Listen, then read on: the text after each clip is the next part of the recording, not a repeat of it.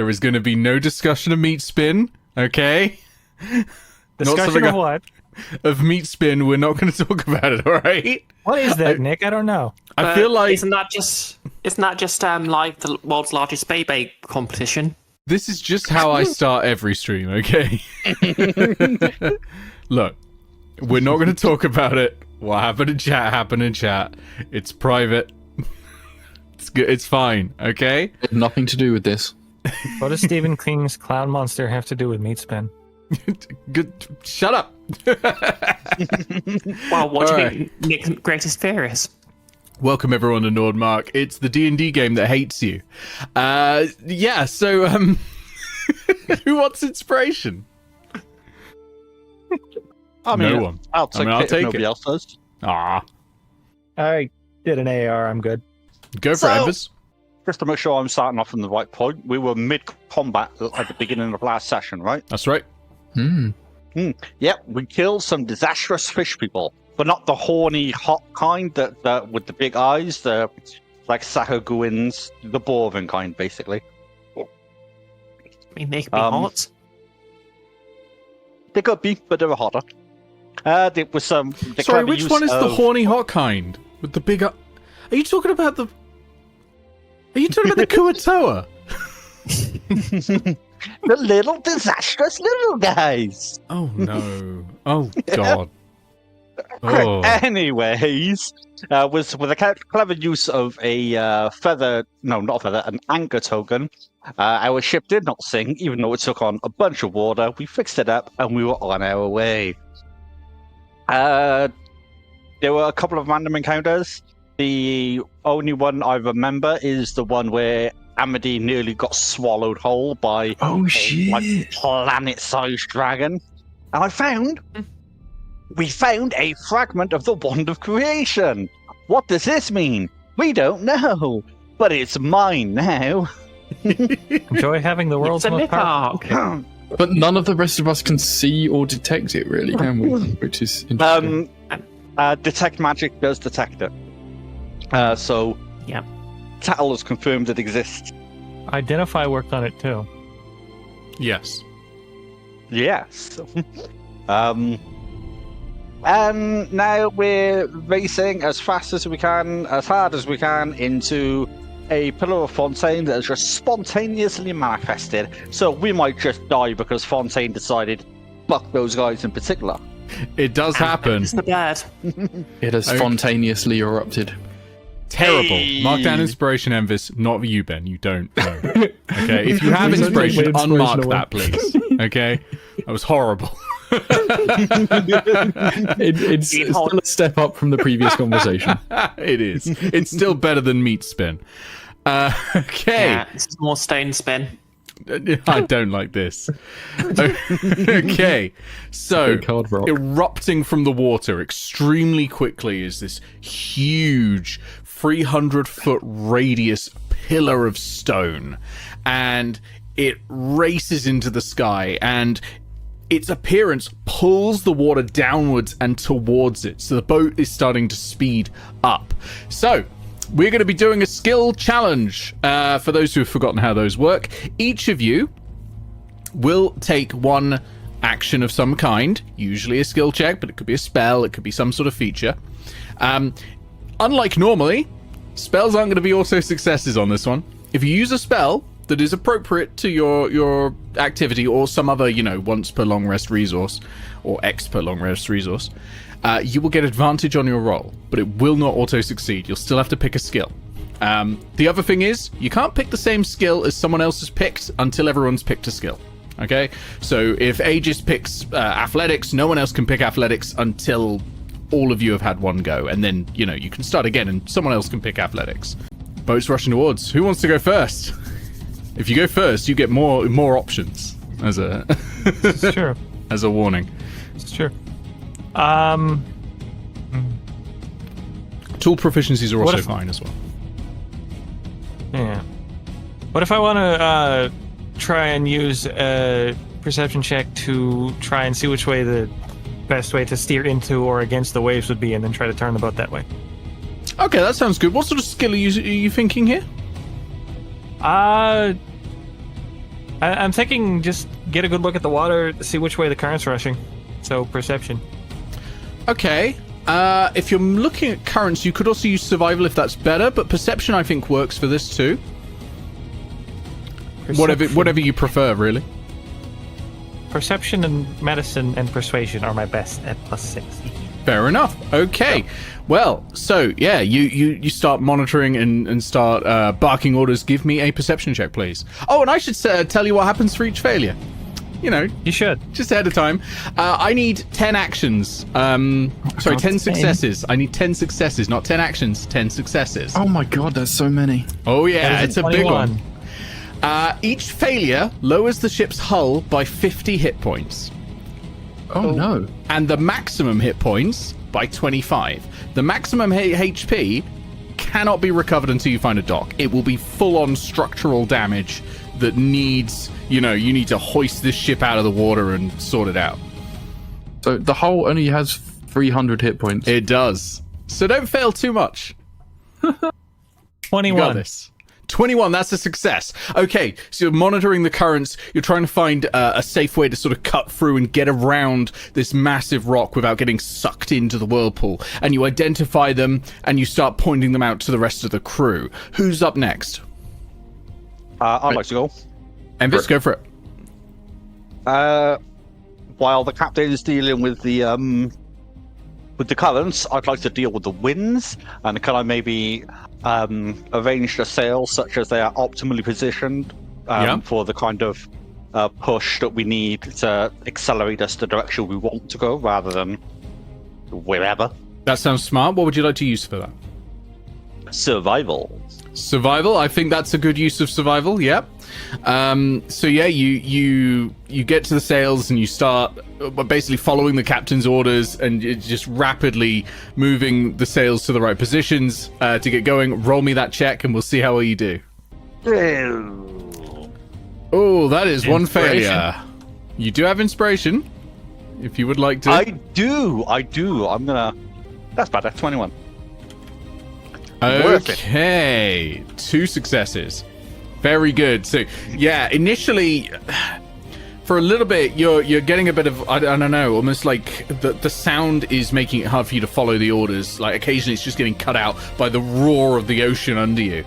But you focus, you gather your thoughts and your senses, and you're able to push through. Very good. Who's next? So, Aegis is going to try and get a figure on which way we're turning and run down to lower decks to get to the deck which has the oars. Try and gather up as many of the crew as possible to follow him and get everyone to stick an oar out on the correct side that will then jam them into the water and try and stop the boat from, or try and help the boat turn quickly. Yeah, all right, very nice. What are you using for that? Athletics? Athletics, that makes sense. That sounds like a very athletic sort of thing. Before he makes the roll, can... No, ignore me, carry on. Okay. Can I guide instead?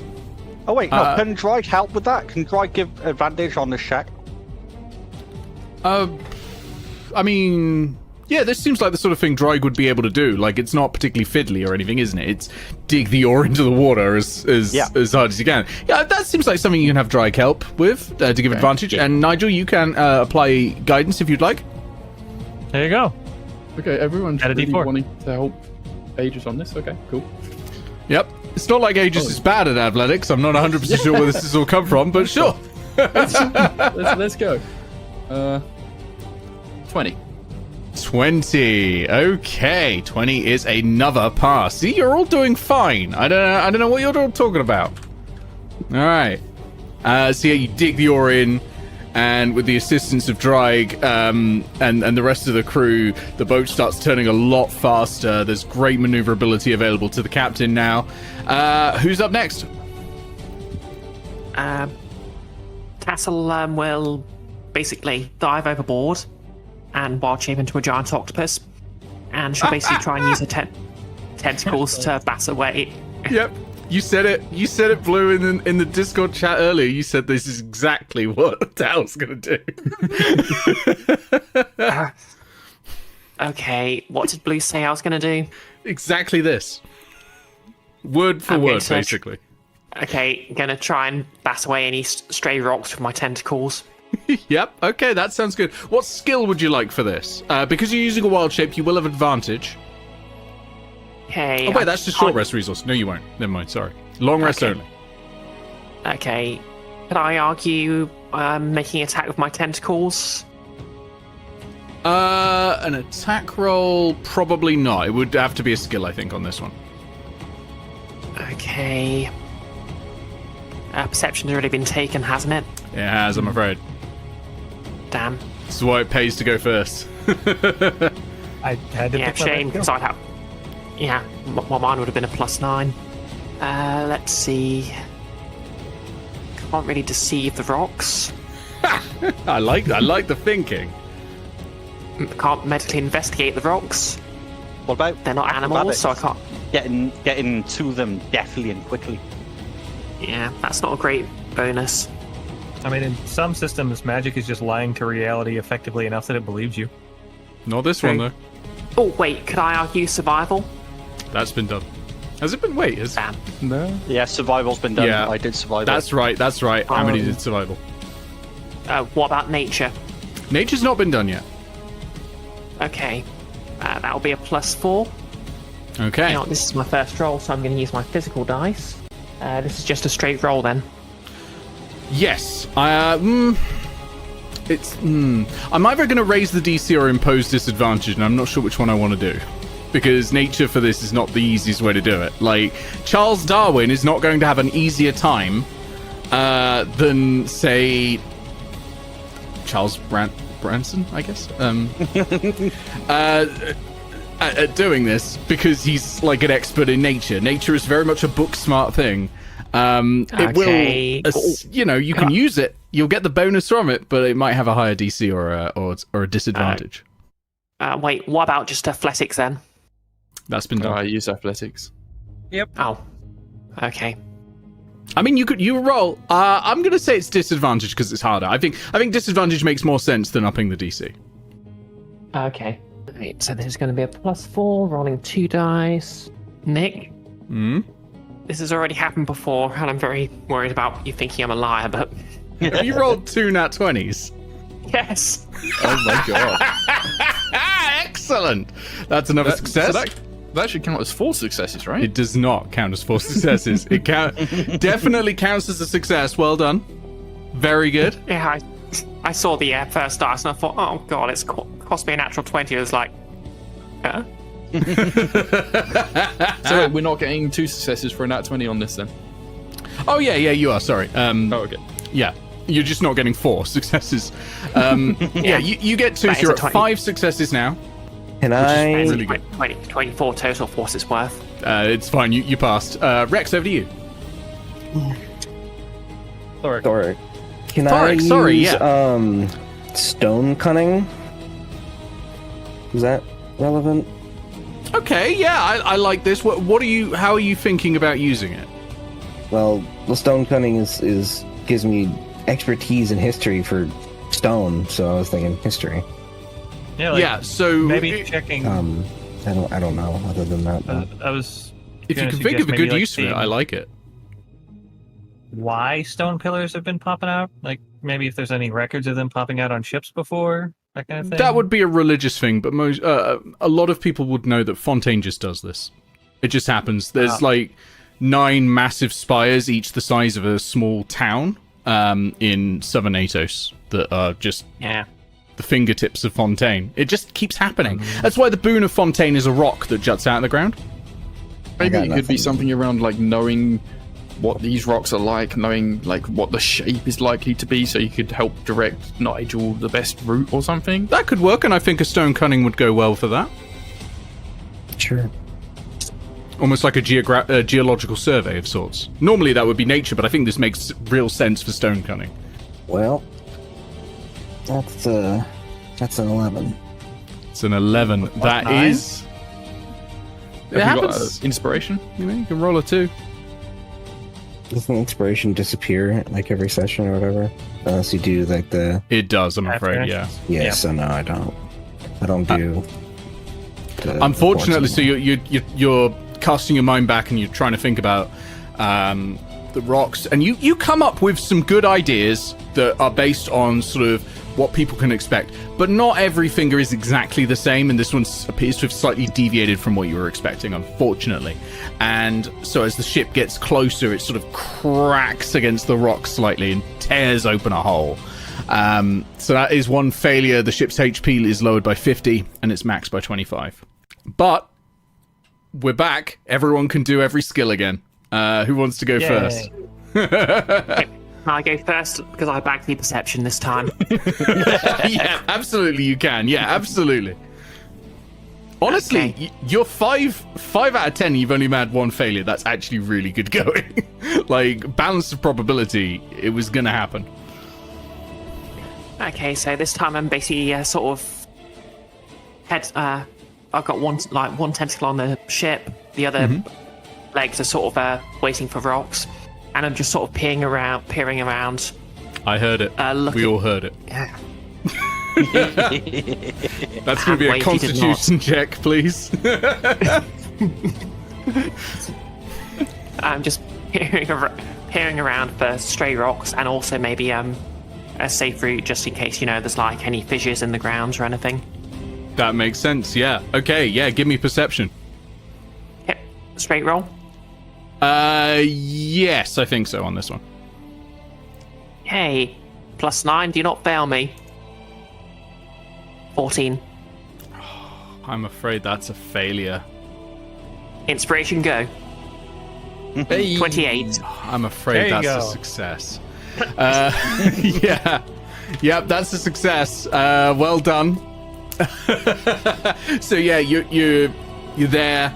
You're looking through. You're trying to get like a good eye on the rocks. Unfortunately, some water splashes up in your eyes for a second, and then you went, "Hang on a minute, I'm an octopus. That's not a problem." But like instinctively, you close your eyes for a second because you're normally a tiefling, and normally there's that reaction to close your eyes. But then you were like, "Oh, wait a second," and yeah, you're able to guide the boat through. Who's up next? We got 6 successes. We only need 4 more, or 2 nat 20s. No, 2 nat 20s. Oh, that was my best shot at using my skills to get the highest bonus, perception. So I'm open to ideas. Water vehicles proficiency. Yeah, motor vehicles proficiency. I have that. That's always good. Yeah, so that's just what, a D20 plus 2? Do you not get a skill as well? You often use an ability score with it as well. It depends on what you're trying to Yeah. do, really. Yeah, fair enough. Just hold into the path that the crew are trying to take, knocking away the rocks, following the currents, trying to steer away from crashing into the rocks, Yeah. that kind of thing. Okay, that sounds to me like I think a strength. As the I was storm hoping is for dexterity. raging up. Dexterity, I'm not sure this one's dexterity anymore. Because you're getting this close to the rock, the pull is hard. It's like you're literally struggling to keep the wheel in check, almost at this point. Could it be like a reactions kind of thing, like trying to weave the route through the crags? Dexterity is reaction time. I'd allow it. I would impose disadvantage. Your cool blue. Sorry, the dog was howling at something. I had to go see what it was. No problem. The gist Anyways, is you can have strength or dexterity, No, I heard but if that. you I've have got the- dexterity, it'll be at disadvantage. No, I heard that. I got the wireless headphones. Oh, I sweet. already rolled my strength plus proficiency and got a dirty 20. So, Well, I mean, Nice. yeah, that's fine then. Yeah, that's a success. Very good. So yeah, you take up the wheel as the storm. Well, it's not really a storm. It's the water is whirling around you and it's splashing everywhere, and there's mist and rainbows as well because it's a sunny day, and you're holding tight and just yanking the wheel and getting the boat further away. Excellent. Who's up next? All right, I'm imagining Aegis is down below with whatever crew he could muster, and everyone's got the oars jammed in, but a lot of the crew are just like slipping around, and it's getting wet down there, and people are falling over. Aegis is jumping all around, doing acrobatics to try and get to each person to make sure they stay up on their feet. Oh, I like that. No, that works for acrobatics because you're also trying to stay on your feet, and that's what a dexterity saving throw would do. So I think that makes sense. Yeah, roll me acrobatics. I mean, Aegis has a low center of gravity, so you'll be fine. Yeah. Be fine. Makes it out of gymnastics. Oi! 22. Nice. That's another success. You are on 8 out of 10. Who's up next? Yeah, you jump between everyone. You steady them, get them on their feet, and keep them back in this fight against nature. Who we got left? Amity and Thorek? That's right. If no one goes, I'll pick someone. It's fine. I can roll a die. Does Thorek have any ideas before I try something? Lee, you there? Raven? I don't have anything in mind. I can't do anything here. Okay. I've got no divine favors, otherwise I would spend a divine favor. Okay. What am I gonna do? What am I gonna do? You can have guidance on whatever you do. It's true. I'm persuasion's +1. I don't know. But we use perception, right? Octopus did. Yes, that's right. Yeah. But we haven't used survival yet, and that's back up again, so I can use survival again. Yep. I guess that then. Lock down the sails on whatever notion they're on, run up to the bow, and try to see if I can use survival to find us a way out. Because at the moment we're kind of holding steady, but ideally what we need is to somehow get away from the pillar. So you're running up through the mist and the rainbows and the blaring sunlight because it's starting to. You almost get like snow blindness off of the mist as it blinds through. And you're powering forwards. Roll me your survival check. Plus a D4. Plus a D4. Hey, much appreciated. How's that? How do I scroll with it? D4. Go. Oh. That's unfortunate. Wow. You got inspiration? I used it last time. That's a failure, I'm afraid. So the hull takes another 50 hit points, and its hit point maximum is lowered by a further 25. Okay. All right, Thorek, what would you like to do? I got nothing, man.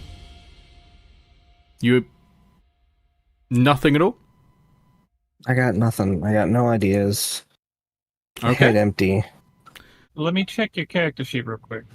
What are your proficiencies in? Surely there's something that could be useful. Have mostly tools, but I don't know what to do. I mean, tools could work. What tools you got? Yeah. What are we working with? Carpenters, jewelers, leatherworkers, smiths, thieves, tinkers, and wood carvers. Okay.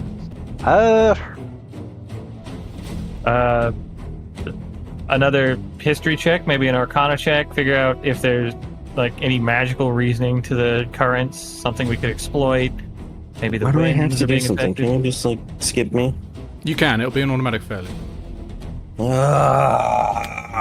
Sorry, you have to play the game. If you don't want to play, you can leave right now. I want to play. I just don't have any ideas, man. Yeah. Maybe some suggestions. Carpentry could work to maybe minimize what's coming through the gash that we've already got, so it doesn't pull us off course back into where we're trying to get away from. Sure. What did you say I'm doing for that? That would be carpentry. That's a fail. But Okay. Unfortunate. So it's another 50 HP off and another 25 off the maximum. All right. Everyone's back up. All skills are available again. We need 2 more successes. You're at half health on your hull, and it's lost 75 from its max. But bear in mind, that does still mean you have a higher hit point maximum than the boat you started out on. Still. This is true. Very true. Bear in mind, you had a huge window on this thing.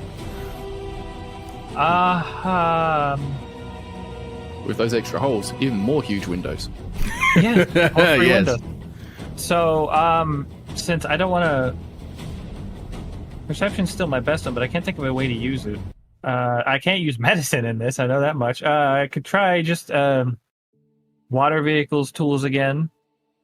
Which would be Yeah, give it sort of guiding that final push through. Absolutely.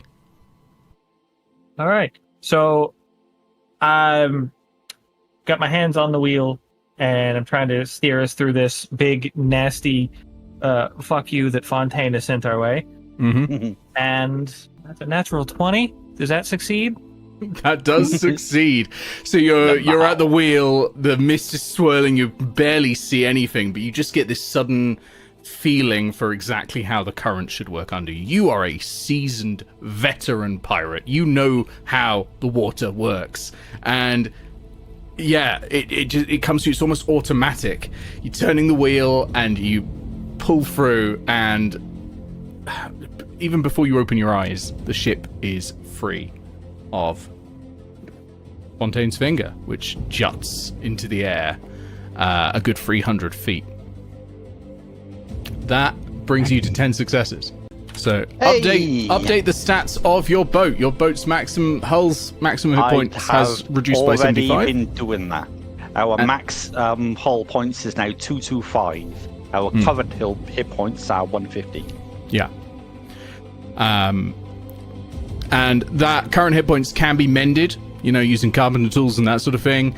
It might be easier or take less time if you do it at, some sort of land. And if you can find a proper dock, that's where you can mend it completely.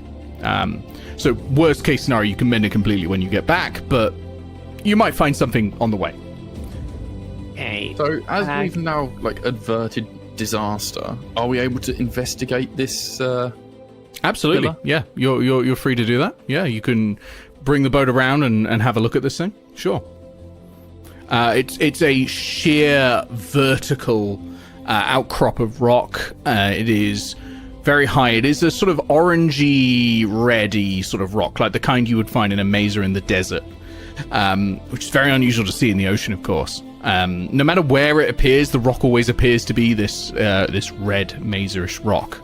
And no one really knows why, to be honest. I mean, probably some boffin in a magical university somewhere might, if they're not dead in some horrible explosion already. But what? In general, people don't know. Hey, can I swim up to it and sort of, as an octopus, and climb around it to take a closer look? Do you have a climbing speed as an octopus? Do octopuses have climb speeds? I mean, you can still try to climb even without a climb speed, of course. I'm just wondering if they do. Swims, actually. They do not. No, just the swim speed, sadly. Okay, well, you can still climb around using, the tentacles. Yeah. Like, that's a thing that octopodes can do, right? They're actually pretty good at climbing around, so that's fine. They are surprisingly dexterous. Yeah. Yeah, you can start to climb up it. Anyone else doing anything? Can I just fly to the top of it? Yeah. Are you limited on your flight? 4 hours. 4 hours. Okay. So to fly to the top of it, it's about I think I said 300 feet. You did. So your movement speed is when you're flying is still 30 feet, isn't it? Or is it increased? Okay. So that's gonna be half a minute. That's not going to take long. If you're dashing constantly, half a minute. Yeah, that's fine. Yeah, it's not going to take a significant portion of your flight. Yeah, so you make it to the top. Aegis, what sort of investigation did you want to do of it as well? I think actually what I want to do is I want Aegis to get up to the rock so that he's touching it, and maybe clamber onto a rock where he can be out of the water and in contact with it. And he's gonna, not using a divine favor or anything like that, but he wants to commune with Fontaine, because Fontaine is his god, and he's going to just have a quiet chat with Fontaine. Okay. No, fam, maybe don't try to kill me. I like that. Okay, so you have a quiet meditation. You've never known Fontaine to answer anyone, but you get sort of feelings back. Aegis has a lot of feelings these days. Yeah, make me a religious check. Okay. Tattle, make me an athletics check to see how your climbing's going. Because it's a long climb. What if I just pick up the octopus Tattle on the way? You could do that, actually. That's fine. Yeah. Can I, if I'm being picked up, could I just turn into a tiefling to make that easier then? Would that make that easier? I'd be significantly lighter than a giant octopus. Oh, giant octopus. Okay, sorry, I thought you were a normal octopus for a second. Okay. I'm going to use my inspiration to... Yep, fair enough. Okay. Aegis, you feel this feeling of inevitability. Like this was fate. This was always going to happen. Ah, Fontaine, you have come to meet me. This was destiny. Yeah, you now have this feeling that you are Fontaine's chosen for some reason. That's not related to doing a good roll. That's just the vibe you're getting from this. But yeah, you get the feeling that this was some grand plan of Fontaine's, but you don't understand it. Okay. Nigel, you are carrying presumably fireman's lift. Tattle up to the top of the rock, not the titular rock, by the way. This was not foreshadowing. You're not there yet, I'm afraid. Come on, Tattle. Let's see what's at the top of this thing, since it tried to kill us. Right. Typical, really. Fontaine gets a boner and fucks us all. Oh, I can't believe Fontaine is the Zeus of Aetos. I forget that Tattle swears, and it takes me out every time. Yeah, you fly all the way up to the top, and of course, obviously this is new ground. This ground hasn't existed before today, so there's obviously not a lot of things up there. There's no creatures or anything like that, except maybe there's a few puddles on top where there are some fish that are very upset about the situation. Tattle would like to throw the fish into the water. Okay, you throw the fish 300 feet into the water. They take 15 d6 bludgeoning damage and die. Halved because it's water. Yeah. That was the 15 instead of 30. Right, okay. Better they die. Okay, new tactic. Can I ritual cast speak with animals and try and get the attention of birds which might be coming to feed on these fish? Sure, there are probably some birds around, yeah. There are also still a couple of fish. Like, you haven't probably gotten rid of all of them. You probably saw what happened to one and then stopped. I was about to say, see anyone that looks like you might want to talk to, Tattle? Okay, so I'm going to approach the fish and say, hey there. This doesn't feel like... okay. Oh, that really hurt my throat. And we please refrain from making that noise again. Yeah, I'm never doing that again. Hey, how much water do the fish exactly have here? Are they completely beached, or...? They're in just, like, little puddles. Tiny little puddles. Right. Do you need a hand getting down? Yeah, please, yes, please. Right. How many fish are there up here? Sorry, who are you again? Oh, greetings. I'm Tattle. Hi, Tattle. Yeah, please. Okay, how many fish are there around here, by the way, Nick? About 20. Hey, can I carry 20 fish in my arms? Getting vibes of that. How do I hold all these lemons? But it's fish. They are notoriously slippery. I feel like a check is needed to hold all these fish. But I don't know what. Dexterity? Okay. Nigel, I need your we need to get these fish to the water. I suppose. By the way, how did talking to that one fish go? You know, Pinky's fish. I'd rather not talk about it. But it was very reminiscent of speaking to a squirrel. Right. So I suppose, well, Nigel has this big Buccaneers coat. I suppose we can just pile all the fish in that. Hey. I just take the coat off and use it like a stretcher for fish. Yeah. Okay, I like that. Yeah, I like that. That's really good. Yeah, I don't think I need a check now. I think that's a smart use of materials. Yeah, great. I like that. Hey. Yeah, guess we just put the fish back in the, safely lift the fish down to the water. All the way Yep, down, and- you just hear this chorus of, yeah! Fuck yeah, we're going to the ocean! We're saved!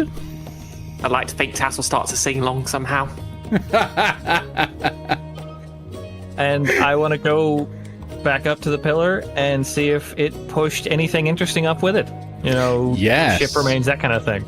Yeah, so there are no ship remains, but there is some unusual mineral formations from the bottom of the ocean. The things that basically no one has ever seen before. Give me either nature or perception. Probably perception, I'm guessing, from Nigel. Yeah, I was going to say this, but having seen like a brief glimpse of what's up there, could I have carried Amity up there with me this time? Since the fish are dealt with. Yeah, that's fine. Yeah. Amity, there's a bunch of interesting things at the top of this pillar, and I was wondering if you could help me make sense of it. Yeah. Well, I'm never been on a finger of a fontaine. This is exciting. I mean, I've I heard hope on. stories, but seeing one in person. Where is I Tattle hop now, on by the way? piggyback. Did you just sort of leave her in the water, or is she sort of able to speak to the fish from the boat now? I mean, I In the would've water as a set you- tiefling. I would have set you down on the boat. Yeah. The fish are all, like, swirling around the boat, and whenever they get near you, Tattle, they jump out of the water and they shout, thanks! Obviously, while I can remember how to words. While Amity and Nigel are sort of looking at the top, yeah. Can Tattle just sort of ask the fish if they've sort of seen anything nearby interesting? Maybe somewhere we could repair the boat. What does repair mean? Well, basically the boat's constructed by nailing together bits of wood that have become sort of broken up by the rock. Basically, we just need somewhere on land we can take it out and fix the, fix it. Oh, land?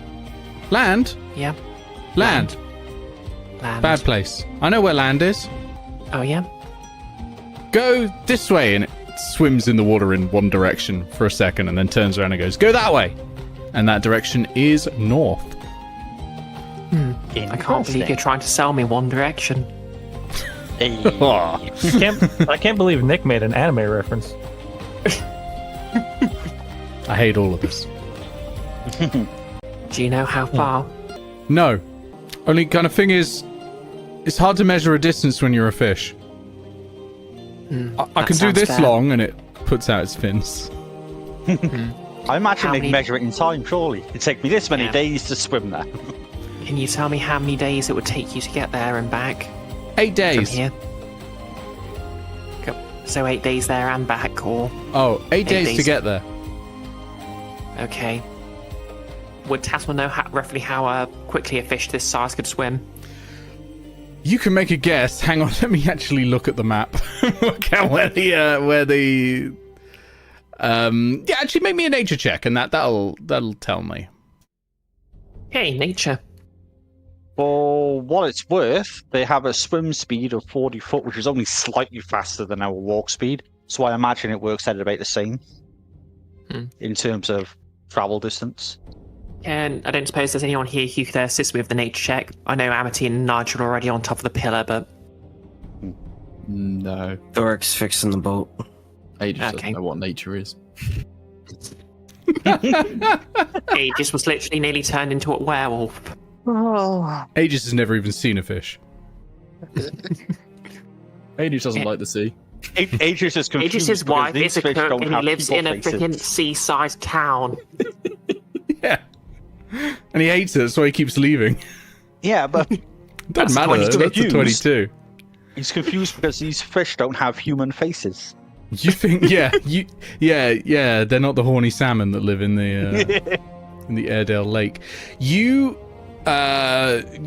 estimate it to be, and this is a really abstract way of thinking that you've been taught by druids. You estimate it to be about 4 hexes to the north.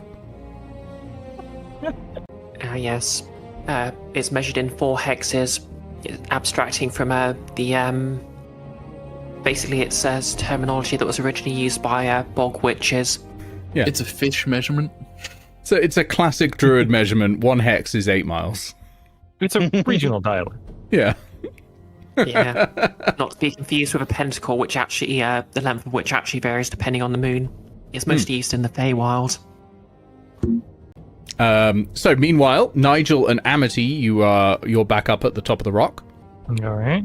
So yeah, it's your choice of perception or nature to have a look at these sort of unusual rock formations. Obviously, nature will give you more scientific information, I suppose, whereas perception might just show you something that looks cool. You know, it's the difference between finding a cool rock and identifying a cool rock.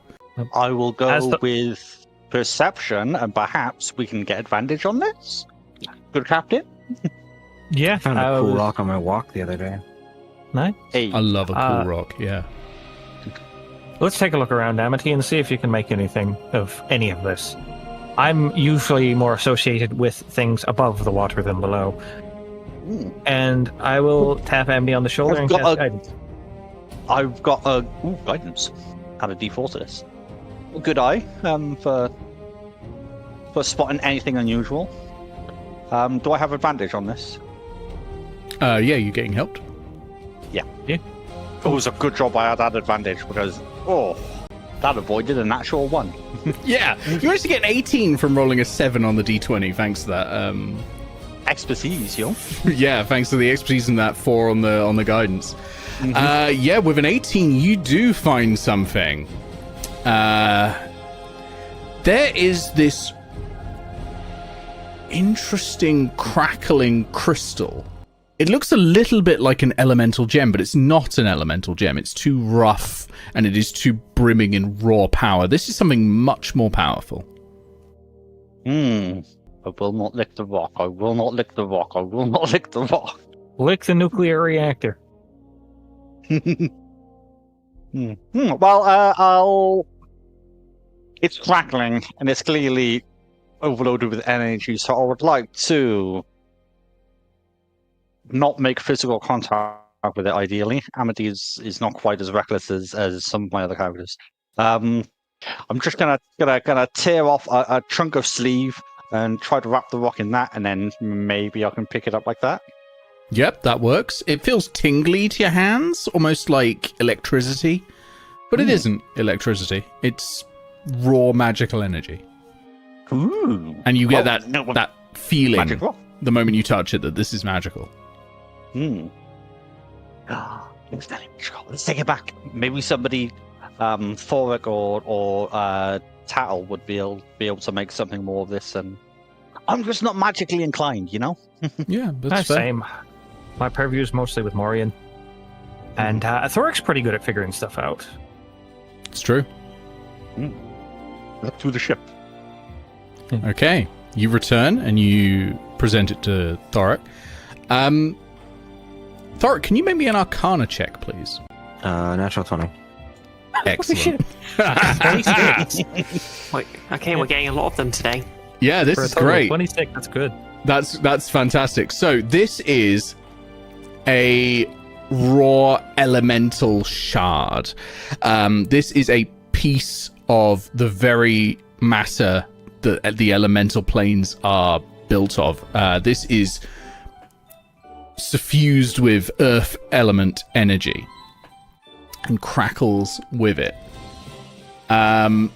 You think that you can probably empower a weapon with this, and you can have one of two effects with it, depending on whether you empower one of your own weapons or whether you empower one of specifically Aegis's. I'm sort of homebrewing live here because this item is technically specifically for sorcerers and we don't have any in the party. So I know what this is. I don't. One option is you apply it to a weapon of your own, and it's going to deal an additional 1d6 thunder damage on a hit. Every hit. Or you apply it to one of any battle master's weapons, and it will apply 1d4 thunder on a hit, But if they use a Battlemaster maneuver, they gain resistance to a damage type of their choice until the start of their next turn. Okay. So it's the two choices are roughly about as powerful. So it is entirely up to you. I'm not saying you have to give it to Aegis. It's exactly as powerful on you. It's just the way this thing is written. It needs something like meta magic, and the closest I can think of is Battlemaster maneuvers. Well, I will relay that information, and since I didn't find it, I will let whoever found it make the decision. I mean, you would be doing the work to put it in the weapon, so there would be a fair chunk of work ahead for you. There is perfectly reasonable, amount of work for you to claim this as your own with the rest of the party's blessing. It's up to you. And party. Yeah, I'm not just gonna take it for myself with no other opinions though. That's fair. That's totally fair. Yeah, exactly. I think when Aegis gets back on the boat, he will gladly give his blessing to you to use it for yourself. Did you put it on Steely Dan?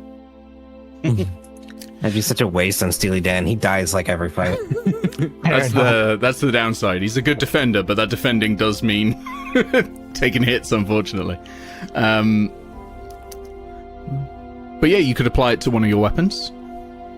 What about on a shield? And this will make the weapon magical for purposes? It would become magical for the purposes of getting over, say, resistances to things. It will also require attunement. Okay. Well, that would mean Thorek could free up a infusion slot for something else. That is true. Ooh. Yeah. There's a lot of utility there in that. Yeah, that's pretty good. Because I can use int to attack with magical weapons instead of strength attacks. Yeah, no, I'm down for that. Yeah, go for it. Sold. Sure. Yeah. So you're able to do this work over, let's say, the next 8 hours or so. It doesn't take you that long. You are a weaponsmith. You among your many talents is making weapons, infusing them with magical energy. This is your kind of thing. So really, just in the next short rest, you'll be able to attach it to the weapon and activate it. So yeah, you get a d6 of thunder damage on every hit, and it becomes a magical weapon. It doesn't get a +1 to hit, but it does the extra damage instead. That's fair. And an extra DC is approximately equivalent. Sorry, an extra D6 is approximately equivalent to getting a +3 on the damage. Yeah, if you need the rules for that, I will send that to you later, because I'm going to have to rewrite what is essentially an elemental essence shard, which is designed for sorcerers only. Okay. I will say there's no more loot on this rock. That is a rare item. The first rare item of the campaign, I believe. Ooh. Shiny. Heck yeah. Not as rare as a shard of the Wand of Creation, though. No, but that has literally no functionality, and it won't have any functionality for a very long time. Yeah, that's just a plot coupon. Yeah, it's a plot coupon. Yeah. Okay. I do collect Nigel. Like, oh, Ashmedai, I know you're about to kill us all, but would you like a fragment of the most powerful thing in this reality? No. Ooh. I mean, you say it. Ooh. That would be very tempting to Ashmedai. Do not give Nick ideas. Yeah. Of course, he could then just kill you and take it anyway. Amity of that, though. Yeah, he could. Yeah. When Nigel gets back to the ship, Tassle's going to approach him and say, "Okay, I finished speaking to the fish. There's landfall 4 hexes ahead." Yeah, Wait, was that it 4 old hexes or 3 hag hexes? 4 hexes. About 30 miles north. Yeah. It's also used by druids of any inclination. You're going to have to tell me the etymology behind that. Tassel launches into a 5-minute long lecture, completely oblivious to what the captain meant. Okay, so while that long conversation happens, I'm assuming the boat is heading off, or are you going to stay at the rock for a bit? Oh, I did Thorek said that they were doing wonders on some of that damage that we've got? Would that have gone anywhere? Yes. Or so in the amount of time you've had, give me a carpenter's tools check with either strength or intelligence. I think intelligence makes sense for an artificer. Most people probably can't do it with intelligence, but I think it makes sense for an artificer, considering they can attack with intelligence. I rolled that earlier when I said I was doing it, and I got nice. A 20. A 20 is great. So I think healing-wise on that, with a 20 and the amount of time you've had, you can go back up to the maximum, I think. We are now at 225, which is as high as we can go. But, if you can find like basically what you need is essentially a dry dock. You need to elevate this ship out of the water and then get on it for a lengthy amount of time. We're going to find that in the open sea. You might. You never know. You don't know what... I mean, somewhere there is a pirate base around here. They presumably have a dock. Yeah. And they definitely don't want us all dead. Yeah, well, I mean, just kill them. And we killed the ones that were chasing us. Yeah, we're pirates now. We're the pirates. Exactly. It's your base already. I've always been a pirate. Everything is mine. It just doesn't know it yet. Exactly. Yeah. And by the time it drifted from the primordial languages, the hard K sound had become an X sound. Very informative, he says as he pretended to listen to all of that. All right. Okay. So, shall we move on? Northwards. Yeah, Thorek sticks this rock into his warhammer like the Power Stone from Guardians of the Galaxy. Exactly. Awesome. I think that is genuinely how it's intended to be, like, envisioned as well. Like, you just jam it in and it's... Yeah, love it. Love it. So it starts to crackle with these sort of... I suppose it's more a shimmer with, like, sonic energy coming off of it. Oh, yeah. That's a mighty fine thunderhammer, Thorek. Thorek will just give a sort of a gruff noise and a nod. Oh, I like that. Yeah. Where are we sailing on to? Well, I was told there's land to the north, so on to the north. Okay. Move your token. Northeast, northwest. Okay, let me reveal... Right, yeah. Reveal some more things. And okay. And I'll ask Amity to check out the sea and see if there's anything nearby that we might run into if we try to go a different direction. Trying to avoid any more encounters if possible, because we are never going to get to our destination. It's only 3 more hexes. We're nearly there. As you sail on, it starts to rain. How does the crew spend their time when it's raining and a bit miserable out? You've got a lower deck on this one, which you'd hide under. But if you're stuck under decks, below decks, how do you keep yourself entertained? What do you all do? Thorek is going to re-wax Steely Dan so that his water resistance is still viable. That's great. That's great. You're just doing that like slowly and methodically, just making it absolutely perfect. Yeah. Now that we've seemingly got at least a peaceful moment, I'm going to be checking any of the crew that weren't outright killed by the fish people and doing medicine checks on them. Yeah, how many crew did we lose, actually? A couple? 2 or 3, I think. Not many. Yeah, I don't think there were that many. Yeah, you did quite well. I think you lost like 3 or 4 at most. I would have to go back and check to get the exact number, but I think it wasn't that many. I thought it was 3 personally, but 3 sounds right. We'll just say 3 going forward. It's 1 or 2 either way, doesn't matter. Cool. Yeah. But we're not going to be undercrewed on anything by the sounds of things. So because we're missing the Amanda now. Yeah, that's true. So you go amongst the crew, taking care of their wounds after that fight. A couple of the crew are looking at you a bit upset because, I mean, in their heads, you just got this boat and all of a sudden they've been attacked. They think there's a bad omen or some sort of curse, maybe. You've seen this before. Sailors are a sort of a superstitious lot. A cowardly and superstitious lot. Yeah. These are criminal sailors. They don't appear to be willing to do anything, though. You don't think a mutiny is on the cards, just that there's a low-level resentment. I did get really high on that intimidation check, and you said the entire crew was terrified of stepping out against me, and 1 or 2 people may have shit their pants. Yes. Yeah, and they are still like 2 scared. days ago. They are absolutely still scared because they've now seen you in action against even more foes, and you've still come out on top. They're not going to act against you. You just get the feeling they don't like it either. Okay. Can Tattle sort of mingle with the crew and maybe try and, reassure them a bit? Maybe do a bit of, not actual sort of magic, but like, druid. Sort of like Discworld style headology to convince them maybe she's warding off bad luck and stuff. Okay, so there's a group playing cards on a table in the corner by candlelight. If you want to go over and say hello. Yep. I'd imagine Tassle's quite comfortable hanging around with gamblers, so she approaches and sort of gestures as if she'd like to sit down, but doesn't, sit down unless she's invited. Okay, well, they just gesture and say, "You got any money?" Yeah, you could say that. What's the They didn't stake? ask whether I could say it. I asked if you got money. Yeah? What's the stake? Gold piece. We play big here. Right, I'm in. All right, sit down. You know how to play? Does Tassel know how to play?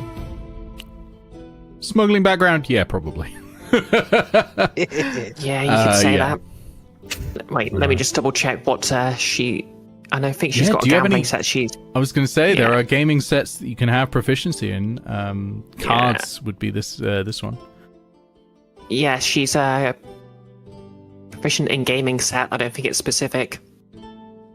You're meant to choose one. Okay. There's like 5 or 6. You can have cards if that makes sense to you. The other ones would be dice or dragon chess. Yeah, cards probably fits her.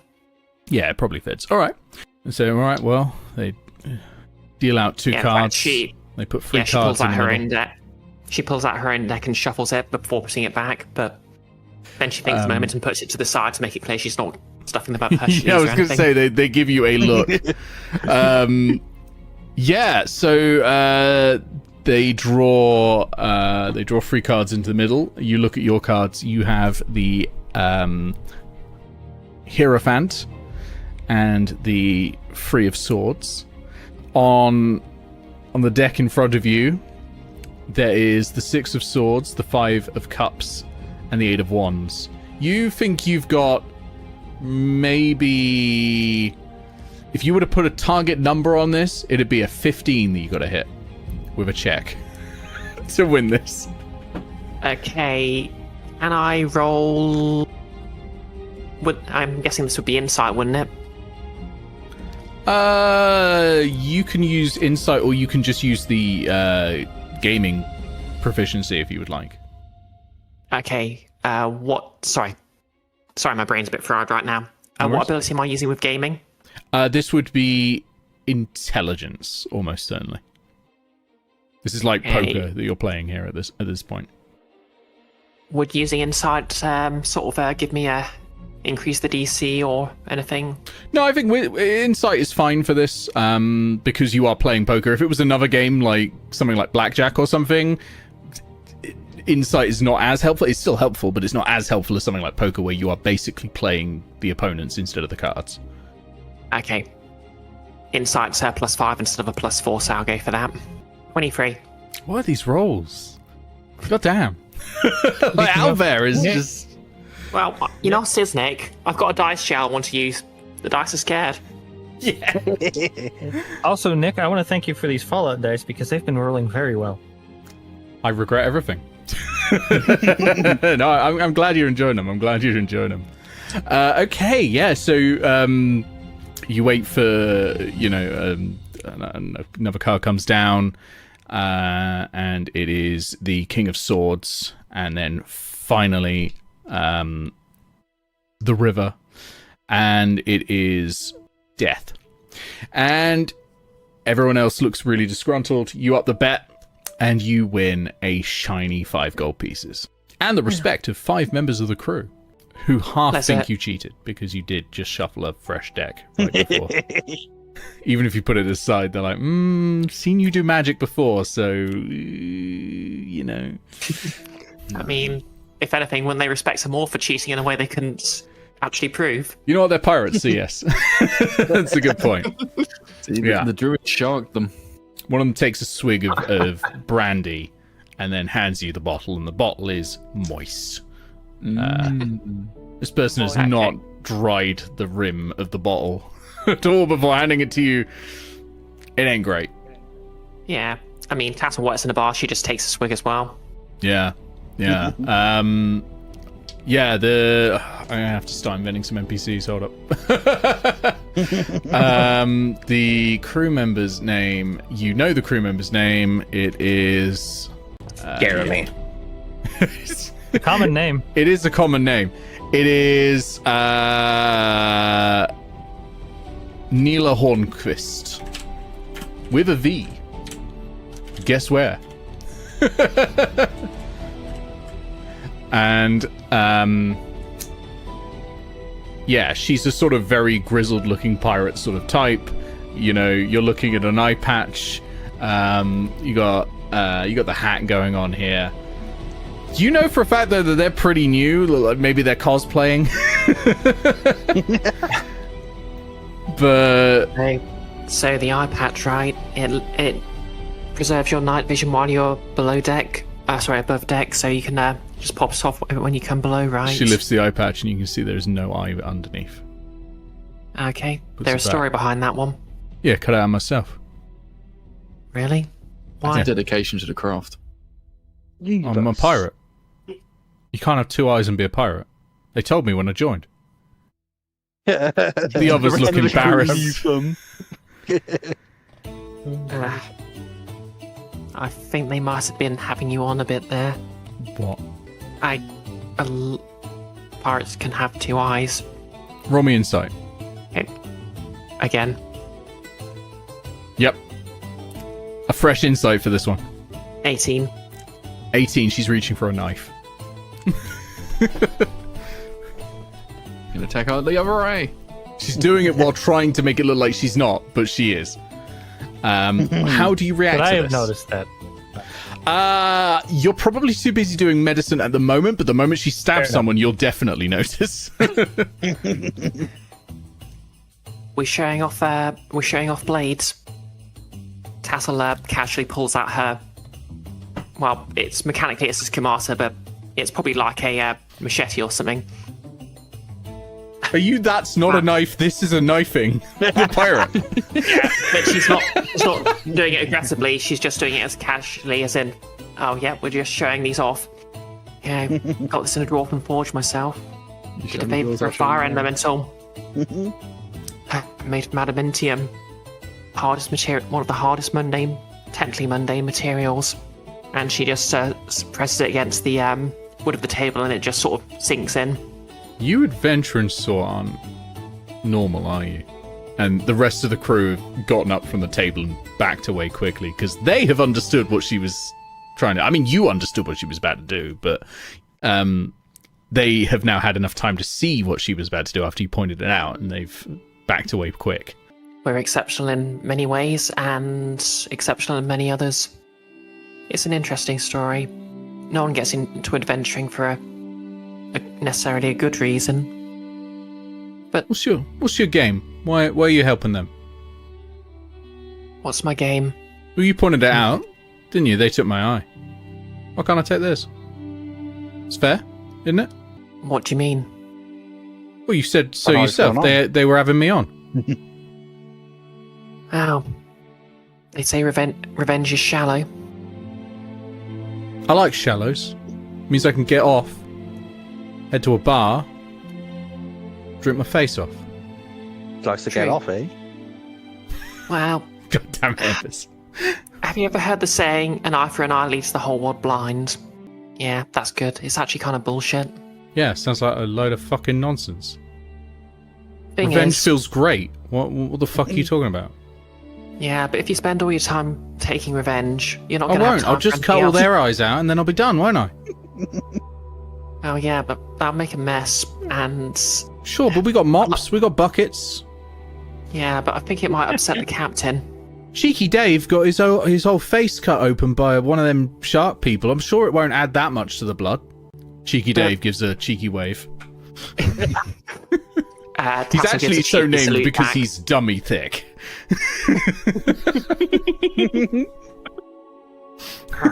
Yeah. I have to write down Wow. Cheeky Dave as well, god damn it. Let me tell you a story. Once, well, as you know, I'm a druid. You know, once a friend of mine, I'm actually trying to help him out. They nearly burnt down a forest on my watch. Couldn't stand for that, so you know what I did? Killed him. I turned into a giant spider. And when I was looming over them, fangs bare to inject venom, I turned back and booped them on the nose. Right, so you inflicted psychological trauma instead of physical, and that makes you better. Exactly. Right, okay. No, I mean, Yes. I mean, the best you can, pattern. yeah. The best revenges are the ones that take the least amount of effort.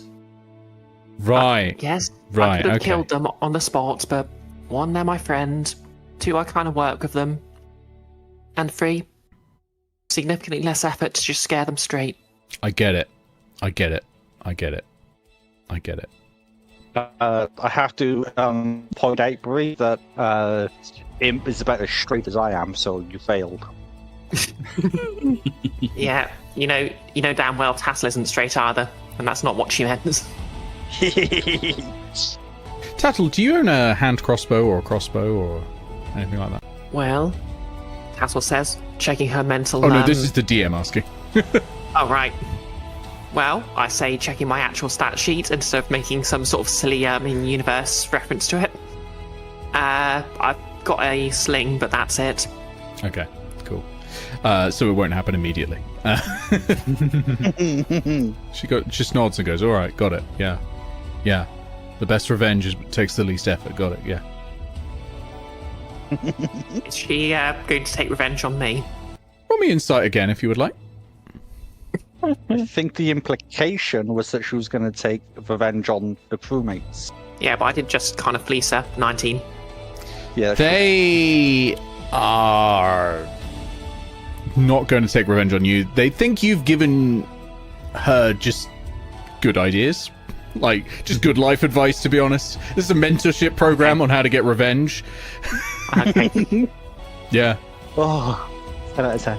Tattle's School of Hard Knocks. Yeah, so Yeah. she gets up and walks off muttering, easy. Okay, got it. Yeah, easy. Got it. Yeah. Will teach us the rules of nature. Then shoots you finger guns and goes, thanks. Now I know exactly what I gotta do. Would I have heard any of this? Yeah, I think you'd heard the conversation towards the end. Well, like once everyone got up, once Tattle mentioned the blades, and half the crew had sort of gotten up from the table and walked away. I think you'd have spotted that and be like, that's not normal. I mean, Tattle showing off her adamantine machete is probably normal. She probably does that all the time. It's pretty cool. Nonetheless, My the main crew's question- suddenly getting up and going. Yeah, my main question is, would I have heard the whole thing about revenge taking the least effort is the most fun, or It's whatever? a crowded below decks because of the rain, so there's a lot of noise going on. Roll me a perception check and we'll see. Okay, I got +6. Yeah. That's a 12. A 12. I think that's enough. Yeah. Yeah, you do hear that conversation. And you hear the full details. All right. And what was this crew member's name? Crew member's name was Neela Hornkvist. Nilo, would you like to hear a story? Sure, Captain. Have I done something wrong? No. But you You could be s- doing something better. And You can see quick she's question. looking a little sweaty. like there's a cold sweat. Like she may have been one of the ones that shat herself when you got on the boat. quick question out of character. Insomnia is madness, right? Yes. All right. There was once a person seeking to gain power from the god Insomnia. So they made contact with what they thought was Insomnia. And Insomnia said, "One night, I will impart upon you great madness, and if you can survive unscathed, I'll give you a small token of power." So the person went to bed every night, prepared for the worst. Things kept going on, and nothing ever happened. And they kept getting more worried, more frantic. When's it going to happen? What's insomnia going to do? And then at the end of the month, they were worried, sick. They could barely stand, barely talk, barely sleep, because this must be the night that insomnia is going to strike. The end of the month, nothing happens. But they'd already gone insane from worry. At the end, insomnia drew them mad by doing nothing at all. That's terrible. I think I know what you're trying to say. Thank you. Do they get that I'm saying, hey, drive the person mad by, threatening them that you're going to do something and don't actually do anything? Roll me insight. Oh, that's not good. That's an 11. It's an 11. Okay. You know what? She's probably easy enough to read that you're actually able to tell. She's sort of muttering to herself, okay, yeah. Moral of the story, I gotta do it quick. Can't let it drag on. Gotta do it soon. Got it. Yeah. Yeah. And she actually goes over to Thorek, and sort of stands next to Thorek and goes, hey, you're good with weapons, right? Don't suppose you could make like a concealed crossbow or something? Thorek will just stick out his mechanical arm and the crossbow limbs unfold off of it. Yeah, exactly like that, but without taking my arm, if that's possible. Yeah, he'll just grunt and shake his head. What about a normal crossbow rig to fire if someone opens a door? Do you reckon we could do that? Thorek will just look at them menacingly. Roll me an intimidation check. 19. 19. She's sweating again. It's cool, pirate lady. Backs away a bit and goes over this time to Amity. And goes, hey, you have a lot of bows and stuff. Do you ever dabble with crossbows? I know how to use one. Do you know where I could get one? Like a really small one? Not on the open sea. This place is the worst. And stomps off again. And goes to Aegis. Strange lady. Do we Alright, have... dwarf. Tell me you have a hand crossbow. Please. I'm sorry, miss. I'm in the middle of a sermon, actually. And Aegis has gathered round a group of people to him and has been convinced he's now the chosen of Fontaine. Is giving a sermon about how great rocks are because he doesn't actually understand the religion around Fontaine. Yeah. Pastle's just watching all this as free entertainment by this point. She stomped over and interrupted your sermon to demand a crossbow from you. So, no, you don't understand. I need it soon before I go mad. The captain said I had to have it, and you work for the captain, so you got to give it to me. All right? So rocks and stones, very similar things, right? No. I don't care about the rocks and the large. Stones can be all sorts of sizes. Rocks can be massive, large, giant things that jut out of the ground in a moment's notice. A stone tends to be small. You could put a stone in a sling. You could build a wall out of a stone. Rocks, big things. Stones, small. God damn it. No, I need a crossbow, and I need one right now. Look, I need one right now. The captain said I had to, or I'll go insane. Okay? I'll go insane. How about this rock? You could do a lot with a rock that you could do with a crossbow. It's not sharp enough. I can't get someone's eye out unless I have something sharp. This is the great thing about rocks. If you get two rocks, smash them together, sometimes you end up with sharp bits of rock. What would That I would call a flint. Terrible, Brie. I hated it. Do you have any sharp rocks like that? I've got two rocks here. Why don't you take them to the... I've already got a dagger. That's just a dagger with extra steps. Okay. The dagger is made of metal. This is made of rock. I know it's made of rock. I don't need it to be made of rock. I need it to gouge someone's eye out. Whose eye are you gouging out? Three people. They convinced me to cut my own out, all right? Oh, that's not very Fontaine of them. And I'd say it wouldn't be very Fontaine of you to cut their eye out in response. I don't give a fuck about Fontaine. But Fontaine gives a fuck about you. But he just tried to drown us all. No, he saved us all.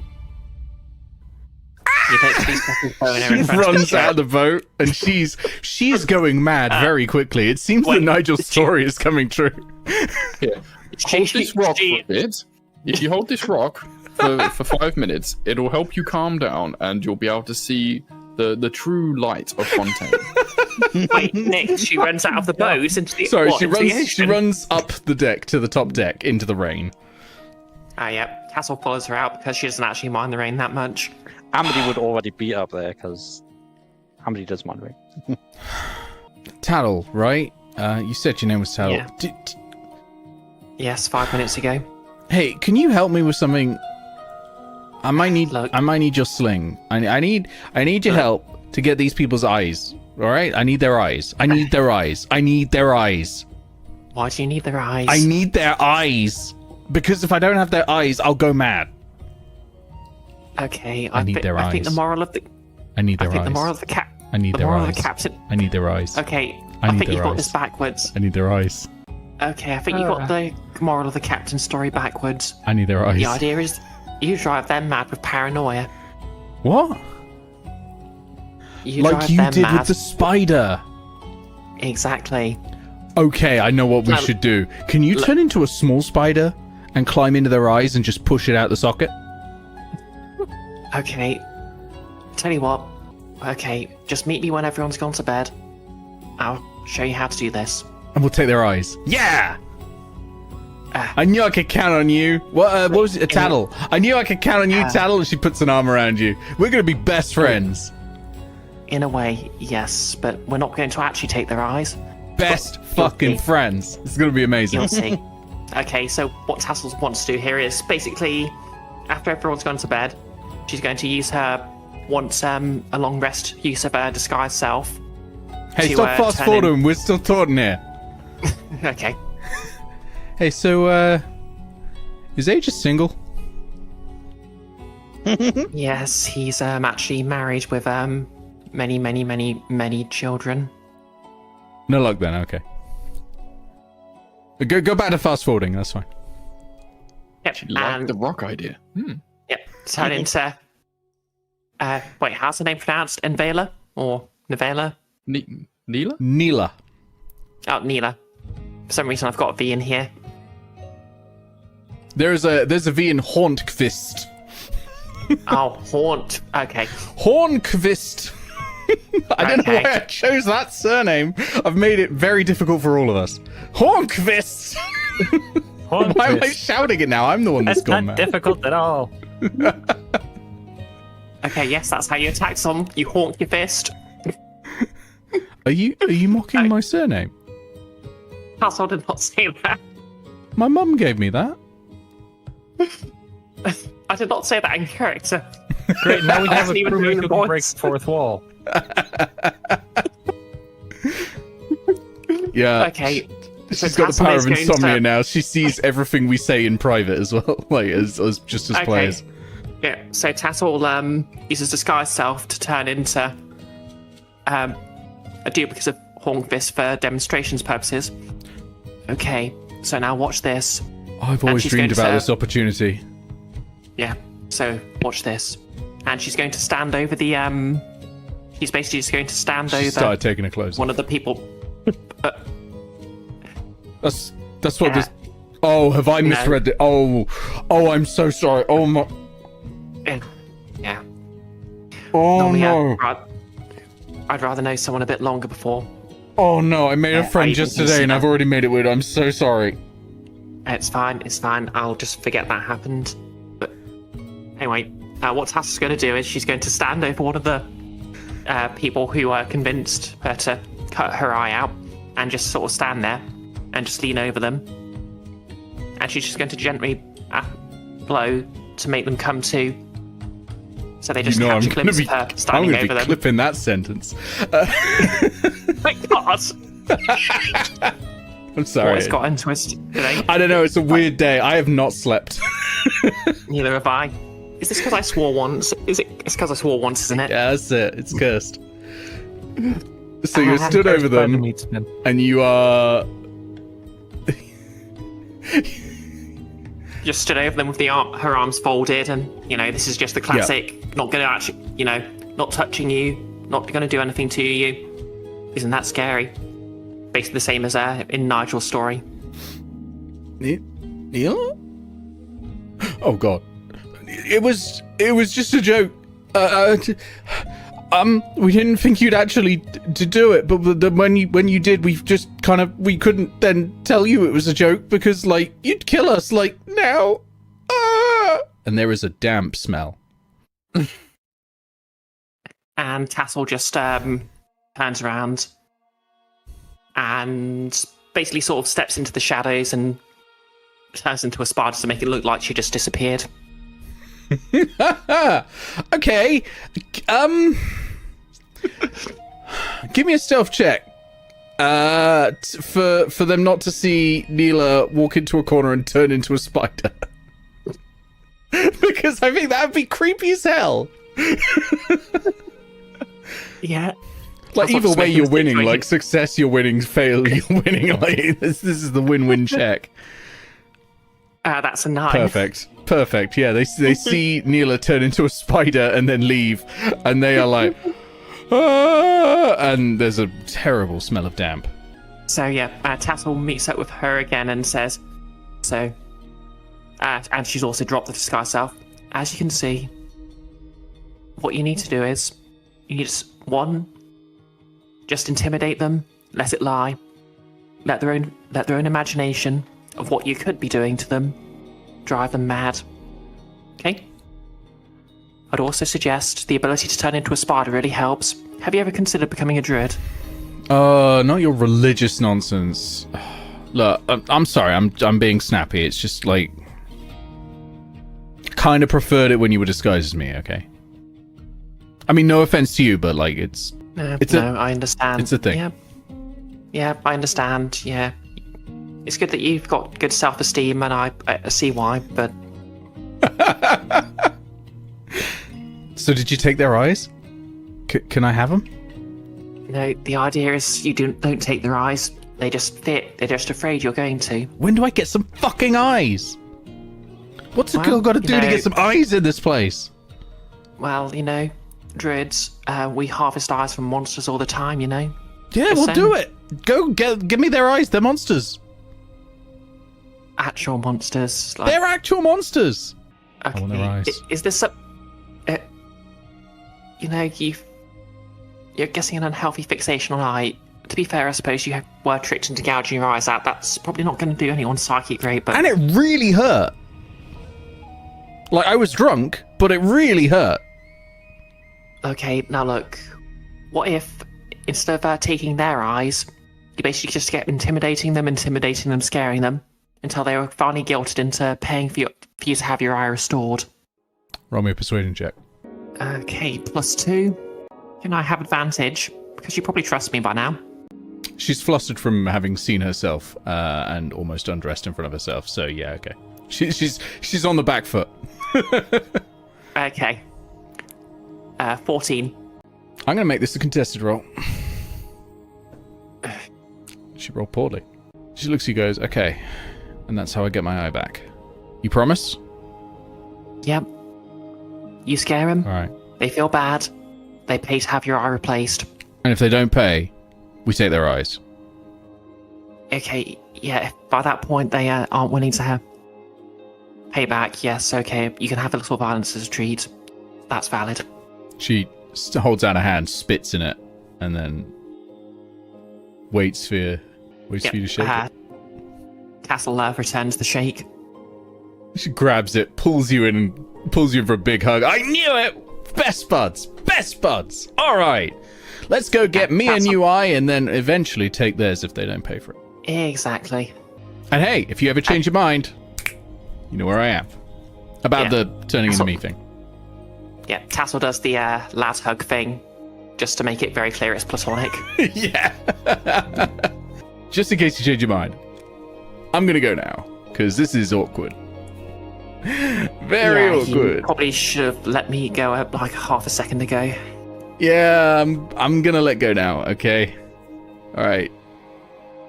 Yeah. Just moonwalks backwards down the stairs. It's quite impressive, really. Yeah. Asshole just sort of gives her a salute and, she actually sort of stands in the rain a bit and contemplates. When Neela gets back to her bunk, she finds a nice smooth pebble with a eye carved into it, and on the back of it is carved in Fontaine gives a fuck.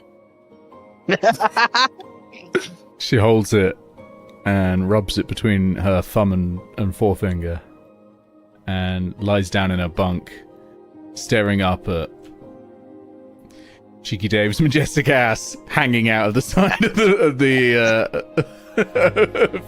hammock, and just thinks, he just does love me. Oh fuck. What have I done? I love Neela. What an encounter that was. Oh my god.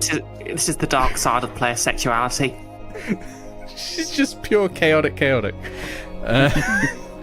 Right. So at the end of that, you can all have inspiration, because I think you all played that Yay! wonderfully. Everyone has inspiration. Hey, do we get a short rest?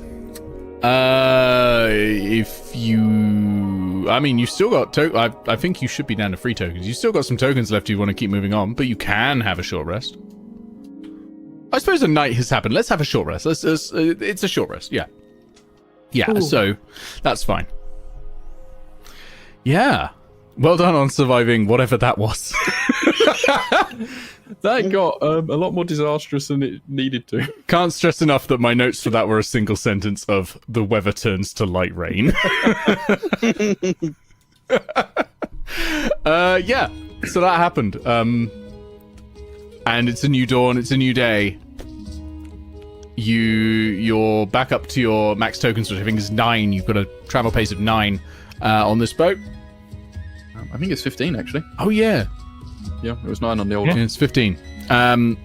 So yeah, reset your number to 15 and move on. And then I will introduce the next one, and then we'll take our break because we're already at 9 o'clock. Hey. Nick, I don't know what you're talking about. It's only 4 p.m. Also, Nick, do we just have a crew member who's a pirate cosplayer, and I assume they picked up their costume from like Spirit Crimson Stain costume store?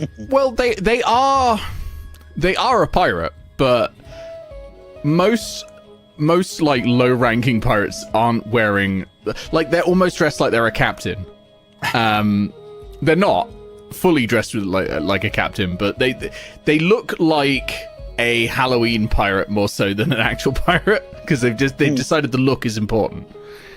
But yeah, if effectively Spirit Crimson Stain shop, and they've gone there, yeah. Okay. Just every whatever October is, you see cleaned out dungeons with the Crimson Stain shop sign on them. Yeah. Yeah. So, where are you going? Where are you going this time?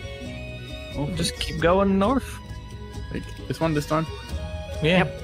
And looking I for think land. we've just got... Yep. After this one, it's just another 2 hexes to land, hopefully. Fingers crossed. Let me reveal some more tokens. Yeah. I see land. Is that... Yep. Yes, good eyes. There is just a tiny little bit of land there, isn't there? You're close. If the fish weren't lying. Obviously, this fish is weren't lying. not close enough to actually see, because even at like a crow's nest height, the horizon is far too close at this point. It's about, I think, 10 miles in a normal crow's nest, so you could probably just about see it, but realistically, we set it to 1 hex, just regardless, because nobody needs to be doing that science live in a D&D game. If only we had an elf in the party. Yeah, if only. Well, even then, there's nothing you could. Like, they can't curve their eyes around the horizon. Yeah, that was a joke about Tolkien. Yeah, that was a joke about how in Tolkien elves. Yeah. Tolkien elves They can. see flat Earth as opposed to everyone else. Yeah, it's flat only for elves. They're still not seeing beyond the horizon. They're just seeing eagle totem barbarians can do this. Can do what Legolas can do and see 2 miles away as if it's right there. But it is 2 miles is the limit.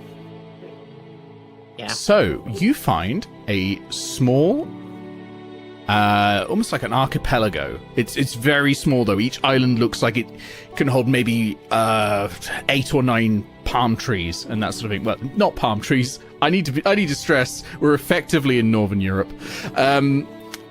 So these are like these will be pine trees or oaks and that sort of thing.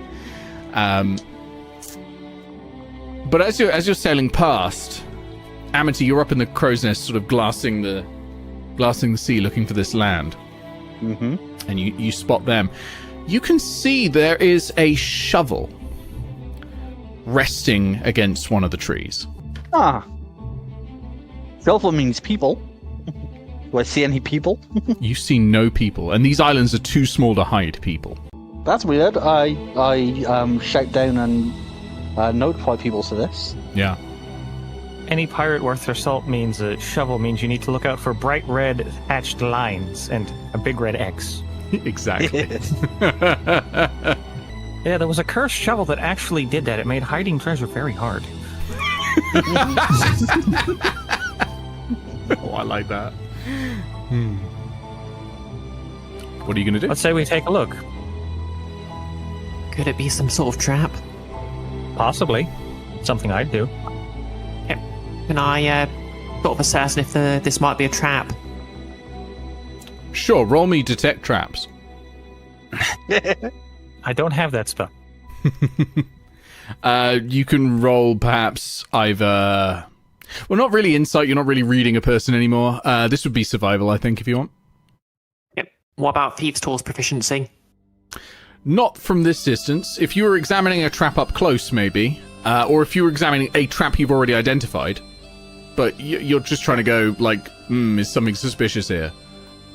Okay. Alright, Yeah. So, do you want to take the roll, Nigel, or shall I? Or, I mean, one of us can give the other advantage. I've got a +5, but if you've got something better. Well, I was going to suggest that out of character, Amity has advantage on perception checks because of the spyglass. But not on survival. Maybe... No, not on survival, no. What is your... I could just perception send... I could just send Drive to have a sniff around and bring back whatever they find. Yeah, that might be, yeah.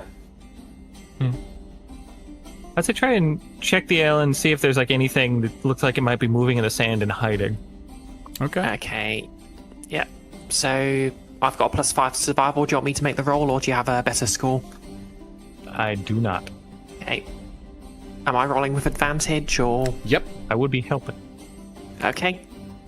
Let's see what happens then. And you can have guidance. Okay. So that's an 18 plus another d4. Ooh, 22. That's 22. No traps that you can see. I think we're all in the clear.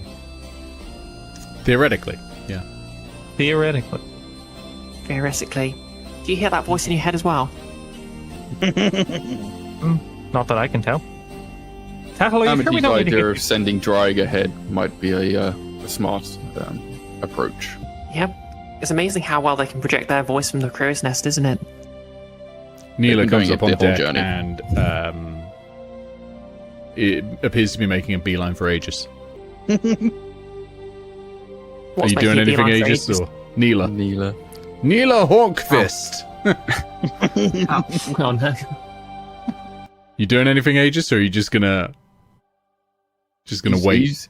He's focused on the whatever we're planning here. He probably wouldn't even notice Neela. She wraps her arms around you Yeah. and gives you a kiss on the cheek.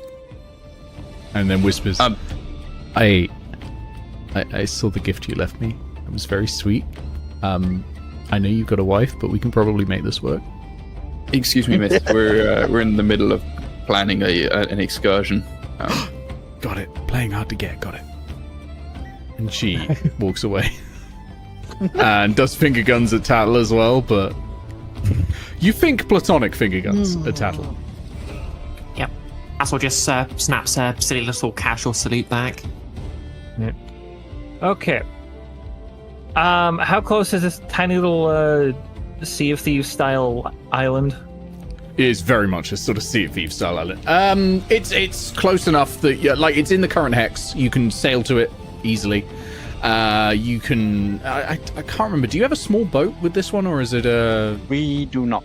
You do not. So you'd have to anchor up and swim to it. But the water here is getting shallower as you approach these islands, obviously. So you can get to a sort of nearby safe point. Not a save point. Safe point. Weigh anchor. Or, no, drop anchor. Not weigh anchor. Wrong way. Drop the anchor and then just swim over there if you want. I feel like if anything goes wrong, we'll remember this moment. Terrible. It's still raining, so you're all already wet. This action will have consequences. It might. Anyways, are we all heading ashore? We're not sending Dry on its own first. Fair enough. I appreciate how paranoid you all What's are. the plan? A 22 check did detect no traps. Yeah, I'll fly on. Distance. Yeah, at a distance. Tattle's probably gonna sort of stay a few paces behind Drag. I'll send Drake ahead, and then I'll follow Drake. Okay. And I'll fly along with and use, Eyes of the Grave in range to see if there's any undead on the island. No undead on the island. Alright. Yeah, Drake gets on shore, probably shakes the water off of him, and runs over and picks up the shovel and brings it back to you, wagging. I don't know where I'm going with it. Certainly a dog. You get the shovel is dropped in front of you. The handle is rotted through, so the shovel has been here for a while. The metal part at the bottom, though, the blade is fine. A little rusty, but not it's even usable. I was gonna say, It's not magic. It is just an ordinary shovel, but it's a little rusty, but you could still use it. Can Tattle start just drawing sigils in the sand to ritual cast detect magic? Sure. Yeah, you can spend 10 minutes doing that. While she's drawing rituals, what's everyone else doing?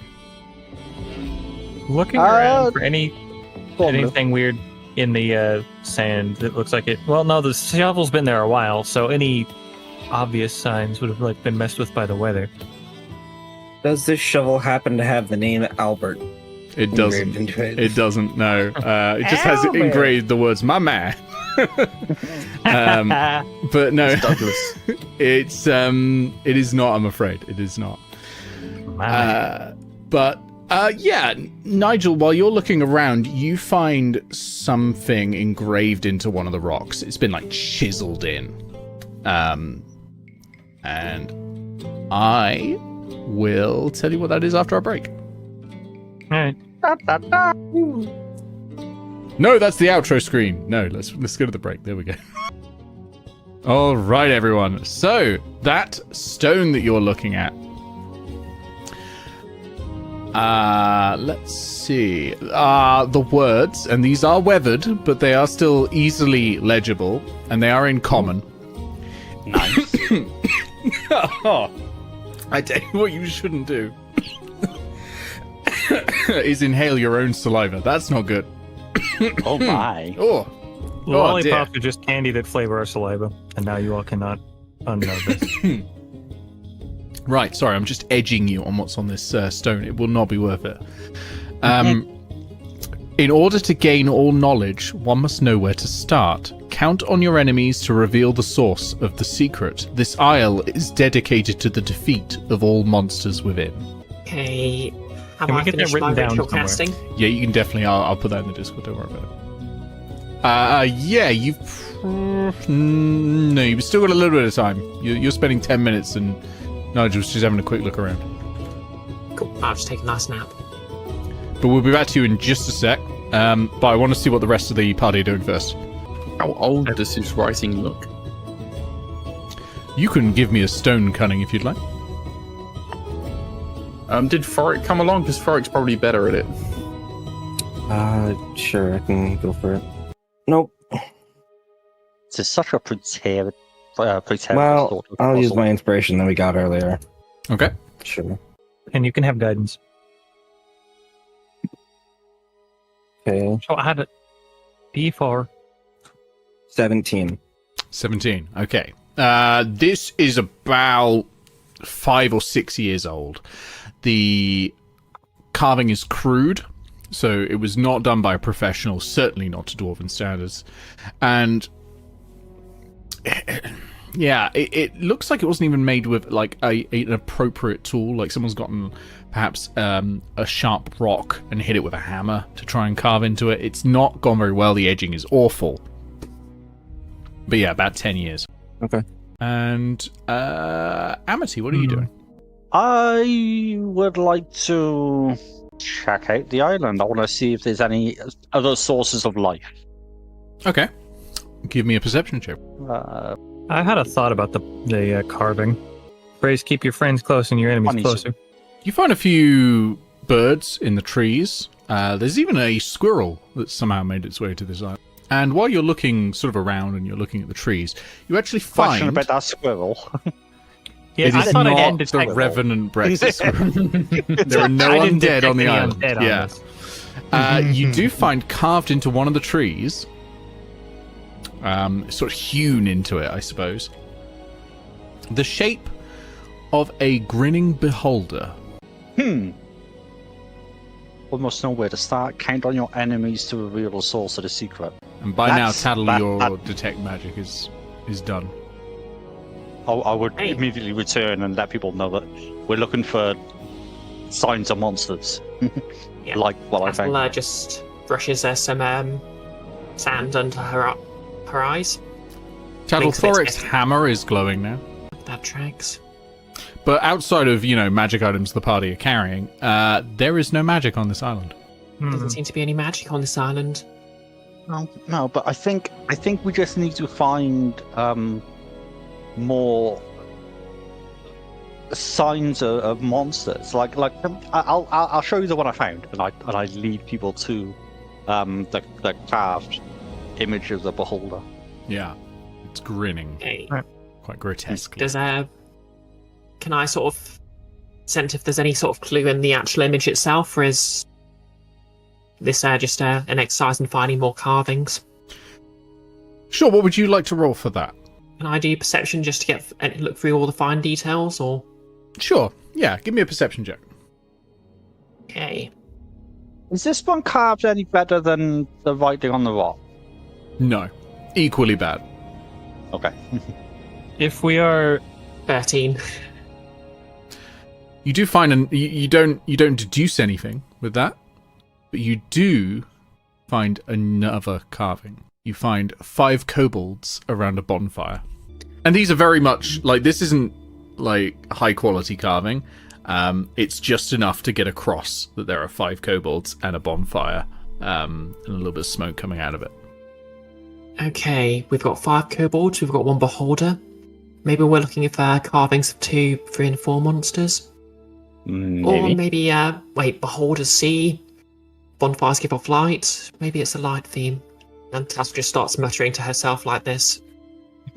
If I look at the carving of the beholder, since we're looking for enemies, does this beholder look anything like Large Luigi? It looks a bit like Large Luigi in that it is a beholder. It is not Large Luigi, and I don't think Nigel would know who Large Luigi is, but for the player's benefit... No, I don't think he would either. It is not my favourite beholder of all time. Walked up a mountain, got cured of racism. Yep. Just got the racism kicked out of him by a mountain climb. And I guess we're just searching around for more of these things, right? So, yeah. If I'm gonna look for signs of, because you said the kobolds were around around like a campfire, right? Yeah, the carving of a campfire around. So their position wasn't around a campfire. Right. So it's one carving on one tree of 5 kobolds around. I'm going to look for signs of a campfire. Okay, roll me perception, please. Nigel, what were you about to say? I was going to say, if I fly up and look down at the island from a height, since this is not a very big island, do I see any sort of like obvious way that these things we found are connecting so far, like from the beholder to the kobolds to the stone? Roll me an investigation check. And Yay, my +1. Amity, you don't find a campfire. There's no campfire on this island, I'm afraid. You do find another carving. Noted. Clearly, what That it is wants us to do is obliterate 5 kobolds with a fireball. Yes. You find a trio of gnolls who appear to be fighting over a single spear. Yeah, that's a 7. A 7. You can't make head nor tail of it. They just appear to be normal trees, just growing in a natural pattern as best as you can. As best you can see. All right. Okay, hold on. Hey, I'm gonna have to. can Tattle just look for another carving? Because I'm guessing we're looking for a 2 and a 4. You can look for another carving. Aegis, what are you up to? Yeah, I mean, he would have picked up on what's going on and also be looking. I mean, they all seem to have been in trees so far, so he'll look at all the trees that are around. I will say at this point, you've all sort of gotten the gist of what you're looking for. So you've got enough time. What you find are, and I'll give you the full list. An owlbear perched on a large egg, a trio of gnolls fighting over a spear, a grinning beholder, 2 trolls sitting under a tree, and 5 kobolds around a bonfire, and 2 gelatinous cubes patrolling a dungeon corridor, and 3 dragons in flight. I will... I was going to ask, can you put that in chat? I will put that in chat for you. I was not keeping up with that. Are there 5 golden rings anywhere? I mean, depends what you do with those. So there are 7 in total, I each didn't one see on a any different head tree. nods. Hey, so I guess that's my theory that there's one of each number out. Mm-hmm. Now that we've found them all, and can we tell if there's any sort of theme to them? Each one has creatures in it, for sure. It doesn't appear to be any sort of theme. It's kind of hard to tell. They're quite basic drawings. There's not a lot of detail going on. Not all of them seem happy. Like the beholder is grinning. The gnolls appear to be fighting over a spear, so they're probably not happy. The owlbear looks... The 5 kobolds appear to be eating, so they're probably happy. Hard to tell what the gelatinous cubes are thinking. Does it look like there's anything in the cubes in the carving? No, they are just squares, essentially. Well, crude cubes. Those trees, are that all of the trees on the island? So No, there are plenty more trees, but the others do not have carvings on. You spend a long time sort of verifying that. One must know where to start. So I guess one of them must be a start.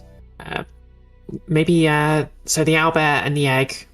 The egg's a start because, an egg hatches into a new monster. That doesn't... Can we tell if any of the trees might actually be their first one? I mean, Probably not. But what I can say, because this is a puzzle, there are hint checks you can make if you would like some hints. Just let me know as soon as you feel like you've exhausted your ideas and want a hint, and I can get some checks off of you. Yep, I'm stumped. Anyone else got anything?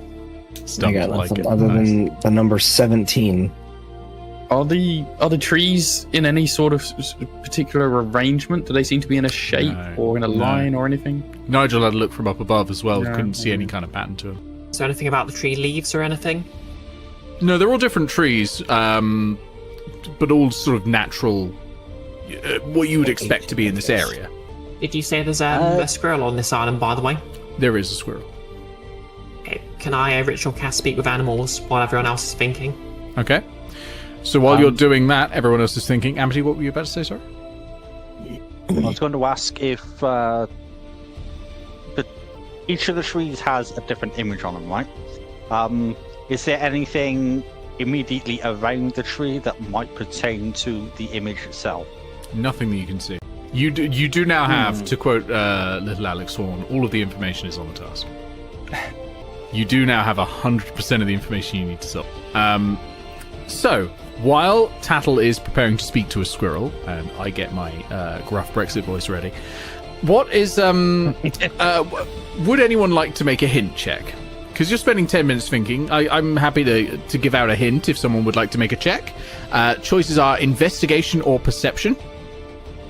I'll take perception. I will give out just one and let you all think on it for a bit. But then we can do more. There are 3 in total. So yeah, roll me perception. guidance. Perception. Ooh, guidance. We love guidance. I was thinking, like, guidance requires components. And I wouldn't say Nigel's guidance is just, like, flicking you in the back of the head. It's like, no, look over there. I like that. 16. 16. Okay. So that passes for your first hint. When you look at that rock, that carved rock, you notice the words count on there. Maybe you should count the creatures. I did that. Yeah. Either 17 or 18. So that's unless the squirrel counts as one, so that's 19. So it's confirmation that you're on the right track thinking about counting the creatures. Maybe not summing all of them together. Maybe it's the count in each one is important or something like that. But you're on the right. You're on the right track with the counting on it. Is a confirmation. You'll keep thinking. I'm going to learn how to spell. Meanwhile, Tattle, you finish ritual casting Speak with Animals. Okay, I'm going to pull a bit of trail mix out of my pocket and approach the squirrel. Hey there. You got food? Yep. Oh, I love food. How did you know? Food's my favourite. Well, I have a knack for guessing these things. I'm a druid by trade. Sprints up the trunk of a tree, spins around in a circle, and then comes out up to eye level with you. Can I have the food? Oh, I do so love food. Yeah, sure. Yes. Stuff it in my cheeks. So, have you seen anything interesting around here? Can I have the food first? I guess. Yay! Half the food. Spins around in a circle again, and then shoves all the food in its mouth and like into its cheeks. Sorry, what were you going to say? So yeah, I've got another handful of food in it for you. If you can, if there's anything interesting you can tell me about around here. I want food. Food.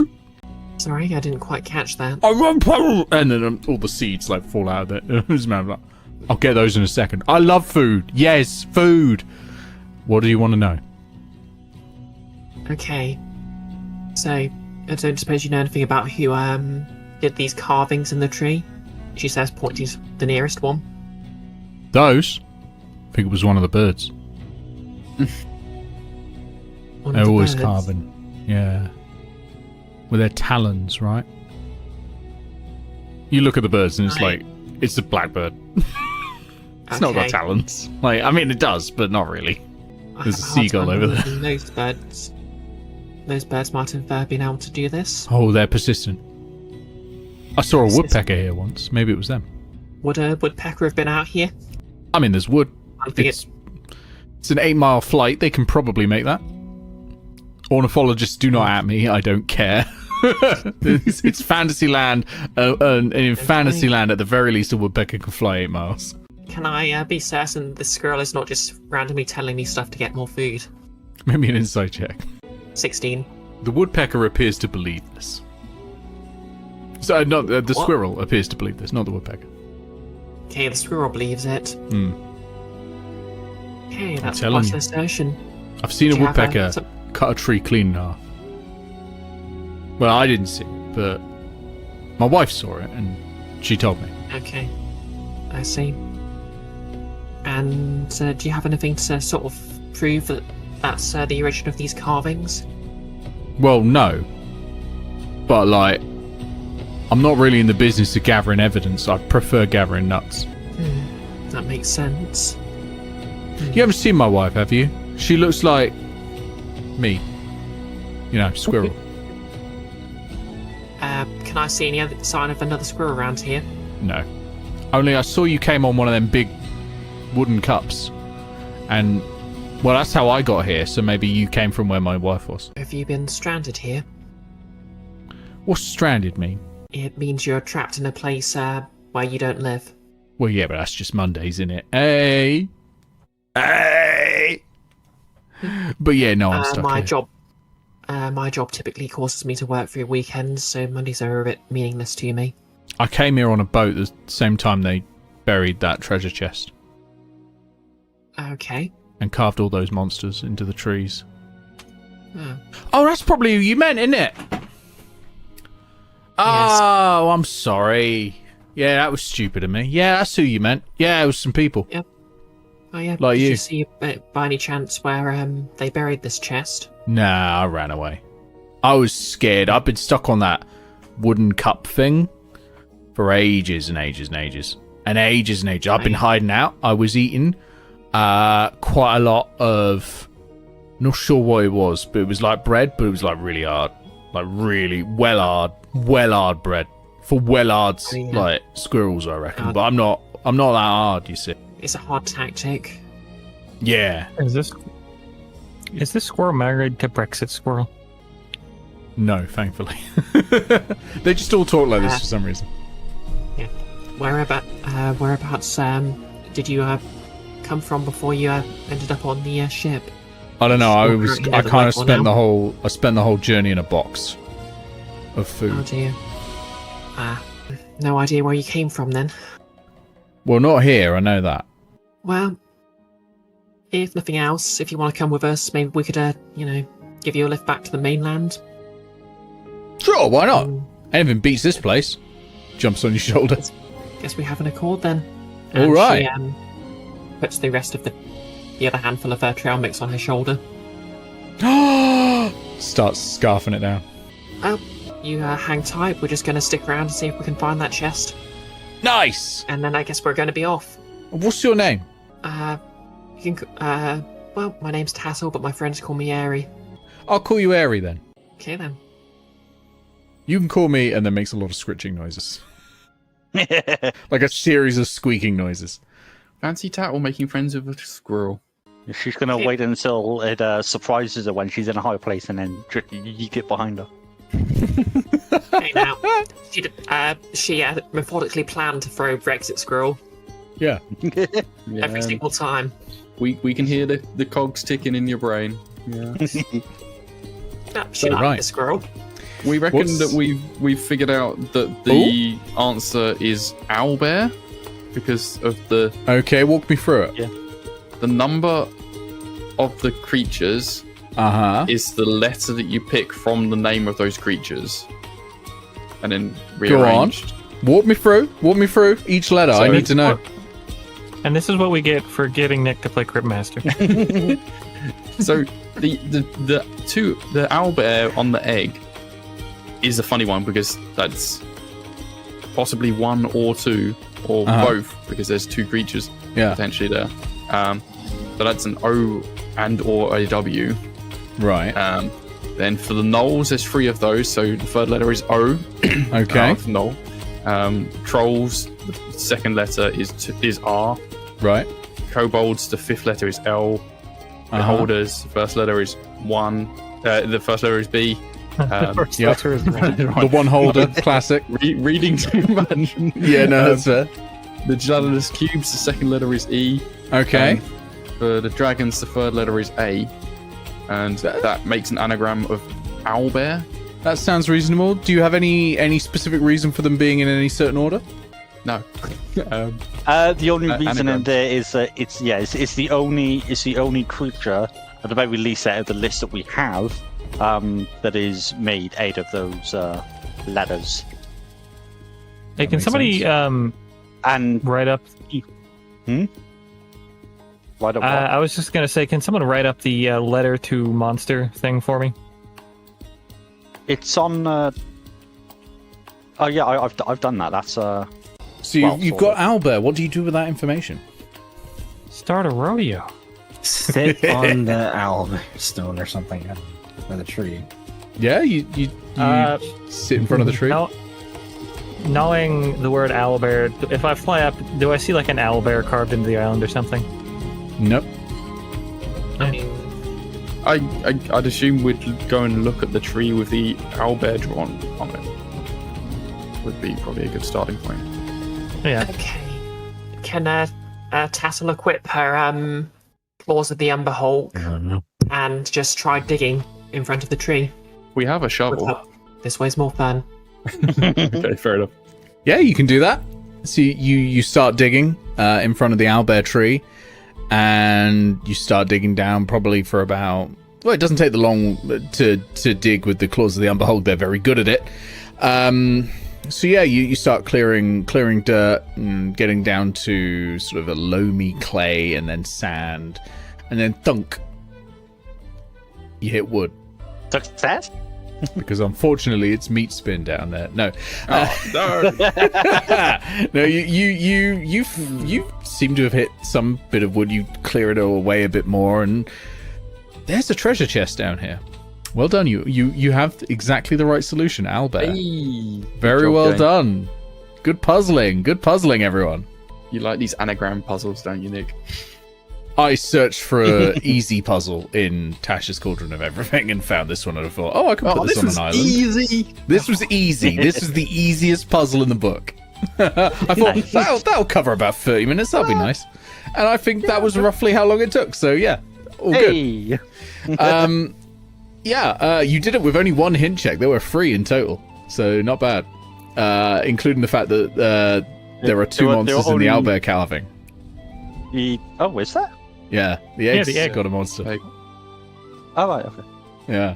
Well, there are only so many things to count. Egg is not monster. Egg is food. Monster is food. But let me get you some loot. Fish are friends, not food. You crack open the chest, and inside, I'll put this in the Discord as well. But there are 60 gold pieces, 700 silver pieces, 1,600 copper pieces, and 4 small gold bracelets, each worth 25 GP. So yeah, I will pop that in the Discord though, so that you've got that. You pirates are funny fellas with your hiding of your treasures. Gotta give you a bit of buried treasure to look for. Okay, so Nigel, burying treasures, hide it, I get, but why do you pirates set up these puzzles like this? Well, there was a pirate. He always felt the need to clue in people to where he hid his stuff because he thought he was so much smarter than everyone and no one would ever figure out his riddles. He always wore green and had bright red hair. Nobody liked him. Goblet Fred was a pirate? Wow, that is an old reference. The unnamed squirrel pops out of your sleeve, Tattle, and says, "Oh yeah, no, I remember. Yeah, this is where they buried it. Yeah, I remember. It's all coming back. Yeah. Nice." And then goes back in and goes, "Out of nuts, by the way. Have you got any more?" Tattle checks and pulls out another handful of trail mix. Nice. This is the best day ever. Oh, I'm loving this. All right, I'm going back in. And just climbs into your sleeve. Just creates like a small pocket of fabric and falls asleep. Is there anything more to the poem? Because the island is dedicated to the defeat of all monsters within. That was a red herring. Got it. There weren't any herrings on the carvings. There weren't. But yeah, well done. You beat the puzzle. We've still got a little bit of time, actually. We can probably do one more hex if you'd like. One more hex. Let's go. Land ahoy! Land. WTF hex? WTF, mate. Can I ask Amity to see if there's... We're going to have to... Yeah. See if there's anything ahead in either of these hexes that we might need to watch out for? I'm always on the lookout. Yeah, fair enough. There we go. You make it just... I will say there is a tiny bit of land on this one, but you're not actually on land yet. That'll be the next hex. You're heading through, and the rain is getting much heavier now, and the wind is picking up. You're not worried about a storm. You're looking at the cloud patterns. This isn't really storm weather. It's just getting worse, and it's getting cold and unpleasant. You think you're going to be okay, though. Like, you're not going to freeze to death or anything like that. It's not that cold. It's just deeply unpleasant. And it's got the crew in a sort of very grumbly mood about the inclement weather. Do you do anything about the crew's souring mood, or are you going to just sort of let it pass? I will... Castle... Okay. I will attempt to start a sea shanty. A sea shanty. Very But good. how much I'll give you petrichor is a some pain in the time ass? to come up with a... Yeah, I'll give you some time to come up with a sea shanty and we'll come back to you. No, you don't have to do that. I'm kidding. For as well as I know, Blue, he will absolutely do that. I know. I was 50-50 on whether you'd actually do it, Blue. So it's like, if you want to do one, I don't mind. I like, there'll be inspiration in it for you, or you can count it as your after action report or whatever you want. But you don't have to. I may write one up as the after action report. That sounds really cool. I like that. I can rhyme off the top of my head pretty quickly, but coming up with a whole song, A that whole takes at thing least is a 5 minutes. lot, yeah. But yeah, you start sort of getting the crew together to start a shanty going. Can you give me a performance check, please? Oh yes, that one thing I have nothing in. That's fine. Actually, no, 4. I have +4. There aren't like terrible yeah. consequences to failure. 21. This with this. Okay, never mind. Go ahead. 21. So yeah, you get them going on a rousing shanty of a subject to be determined in the after action report, and everyone's sort of getting a bit of life to them. It's giving them a bit of energy and purpose to their movements, and yeah, they're feeling a little bit better about it. You get the feeling they're still a little upset about the weather, but you know that's going to be natural. Tattle, what were you going to do? I was just gonna sort of mingle with them and see if I can, just make cheer them up and humanize the adventurers that have basically taken over their ship. Okay, sure. Humanoid eyes. You find a group who are doing just miscellaneous rope things, you know, just just sailor things. With some of the ropes on the deck. Just on a loop. They're just sort of twisting it up and putting it down. Yeah, they're doing idle animations, and So among them is Cheeky Dave, Bubbles, and not with them is Neela Hornkfist for once.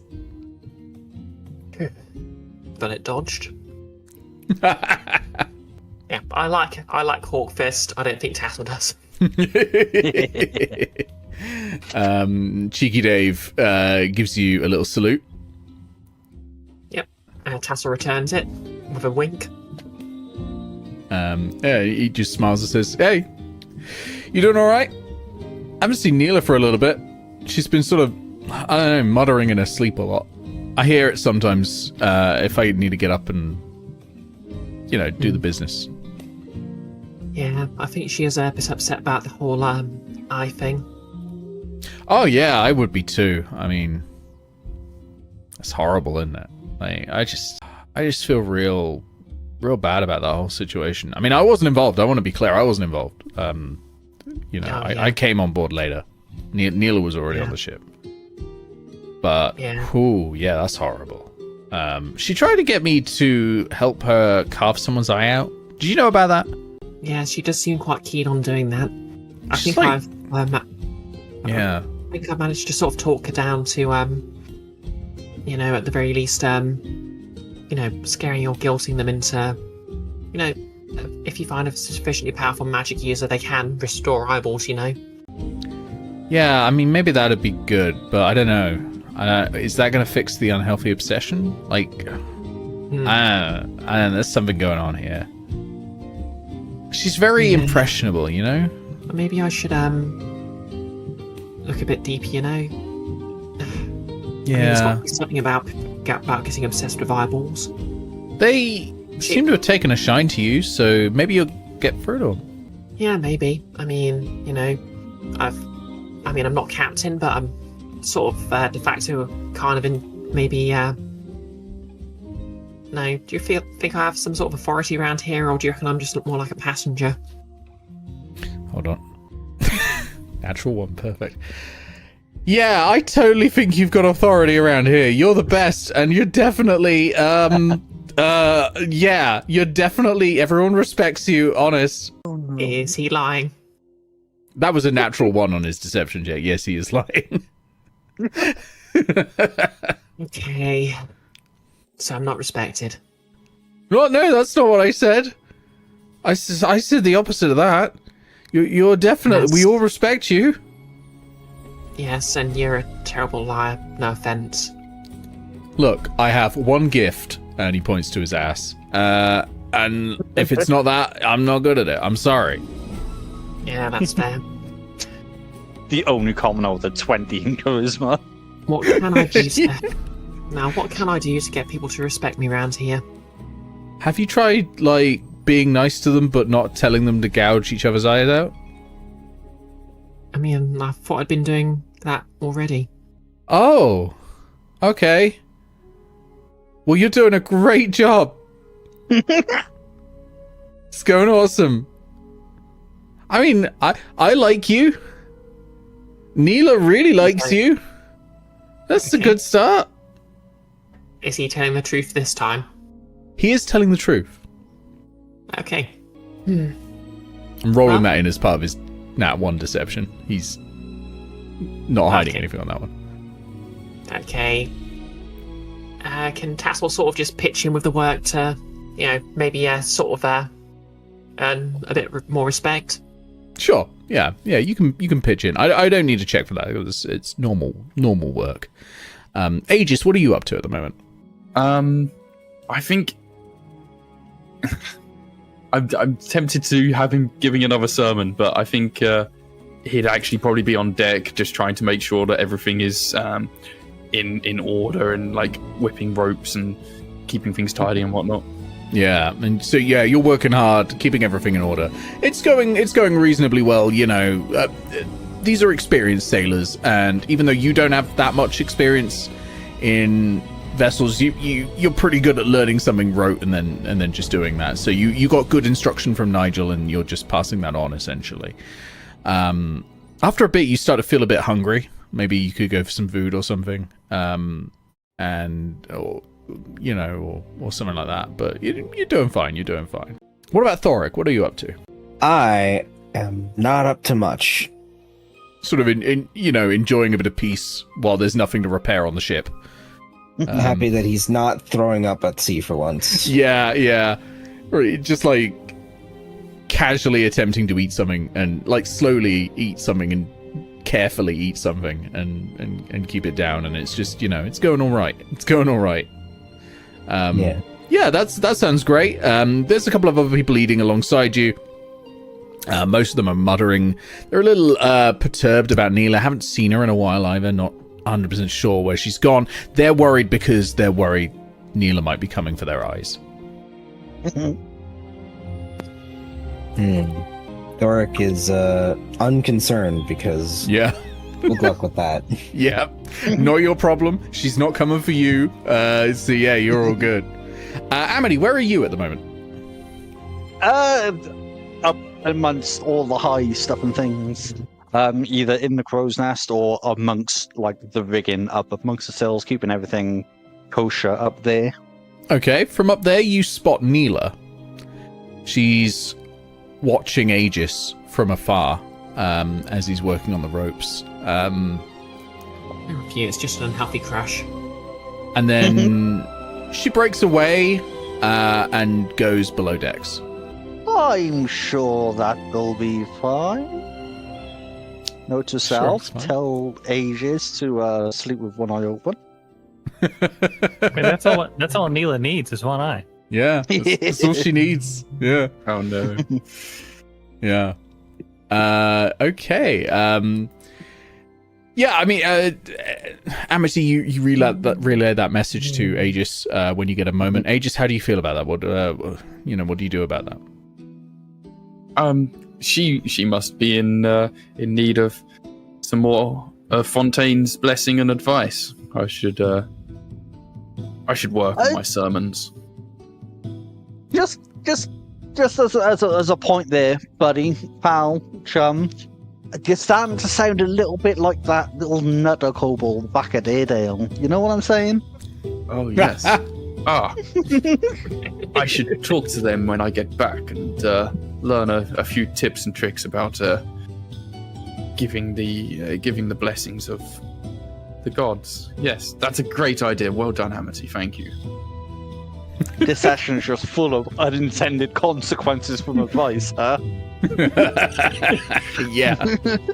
I'm glad I'm not the only one doing it. So, Aegis, where do you go to work on your sermons? Do you go to somewhere where there's peace and quiet, or do you prefer to like sit up in the crow's nest, or where's your ideal place to focus? I think he'd find a quiet corner somewhere, have a little candle and a small pile of rocks, and just be like, I don't know, occasionally picking one up, looking at it, like clinking it against another rock. Would you say you'd go to your hammock or your bunk, or would you find somewhere else? No, I think it'd be at a table. At a table, nice. Okay, so you sit down, you ponder the stones, and start thinking about ways you can improve your sermons. When a hand rests against your shoulder, and you hear a whisper in your ears, and it's Neela's voice, and she says, "Don't turn around, but I'm not wearing anything." Okay. And you don't turn around. Aegis does not turn around. Exactly. Perfect. You said, yeah, exactly. And then she's just kind of goes, okay, I might not have been clear when I said that. It was enticing you to turn around, right? You know that, right? Neela, it's frightfully cold and it's damp. You should definitely be wearing some clothes. You're right. It's very cold. Why don't you come warm me up? I'm trying to practice my sermoning, so if you get yourself some clothes on, you can come and join me, and maybe you can help me practice my oration. Yeah, I can help you practice oral. Oh dear. Saw that coming. Yeah, fuck, I saw that coming. I was like, do I really say it? How could you not? I know, right? I know. That's what I decided. I was like, I gotta go for it. I've been given this gift. Aegis, how do you respond to that? Aegis will just continue what he's been doing and expect her that she's going to go and get some clothes. So we'll meet later, right? Yes, you get some clothes on, you can come and meet me, and we shall we can see about my sermoning. Yes. If your seminary is going to help me calm, I'll be right there. What a time to get raided. Yes.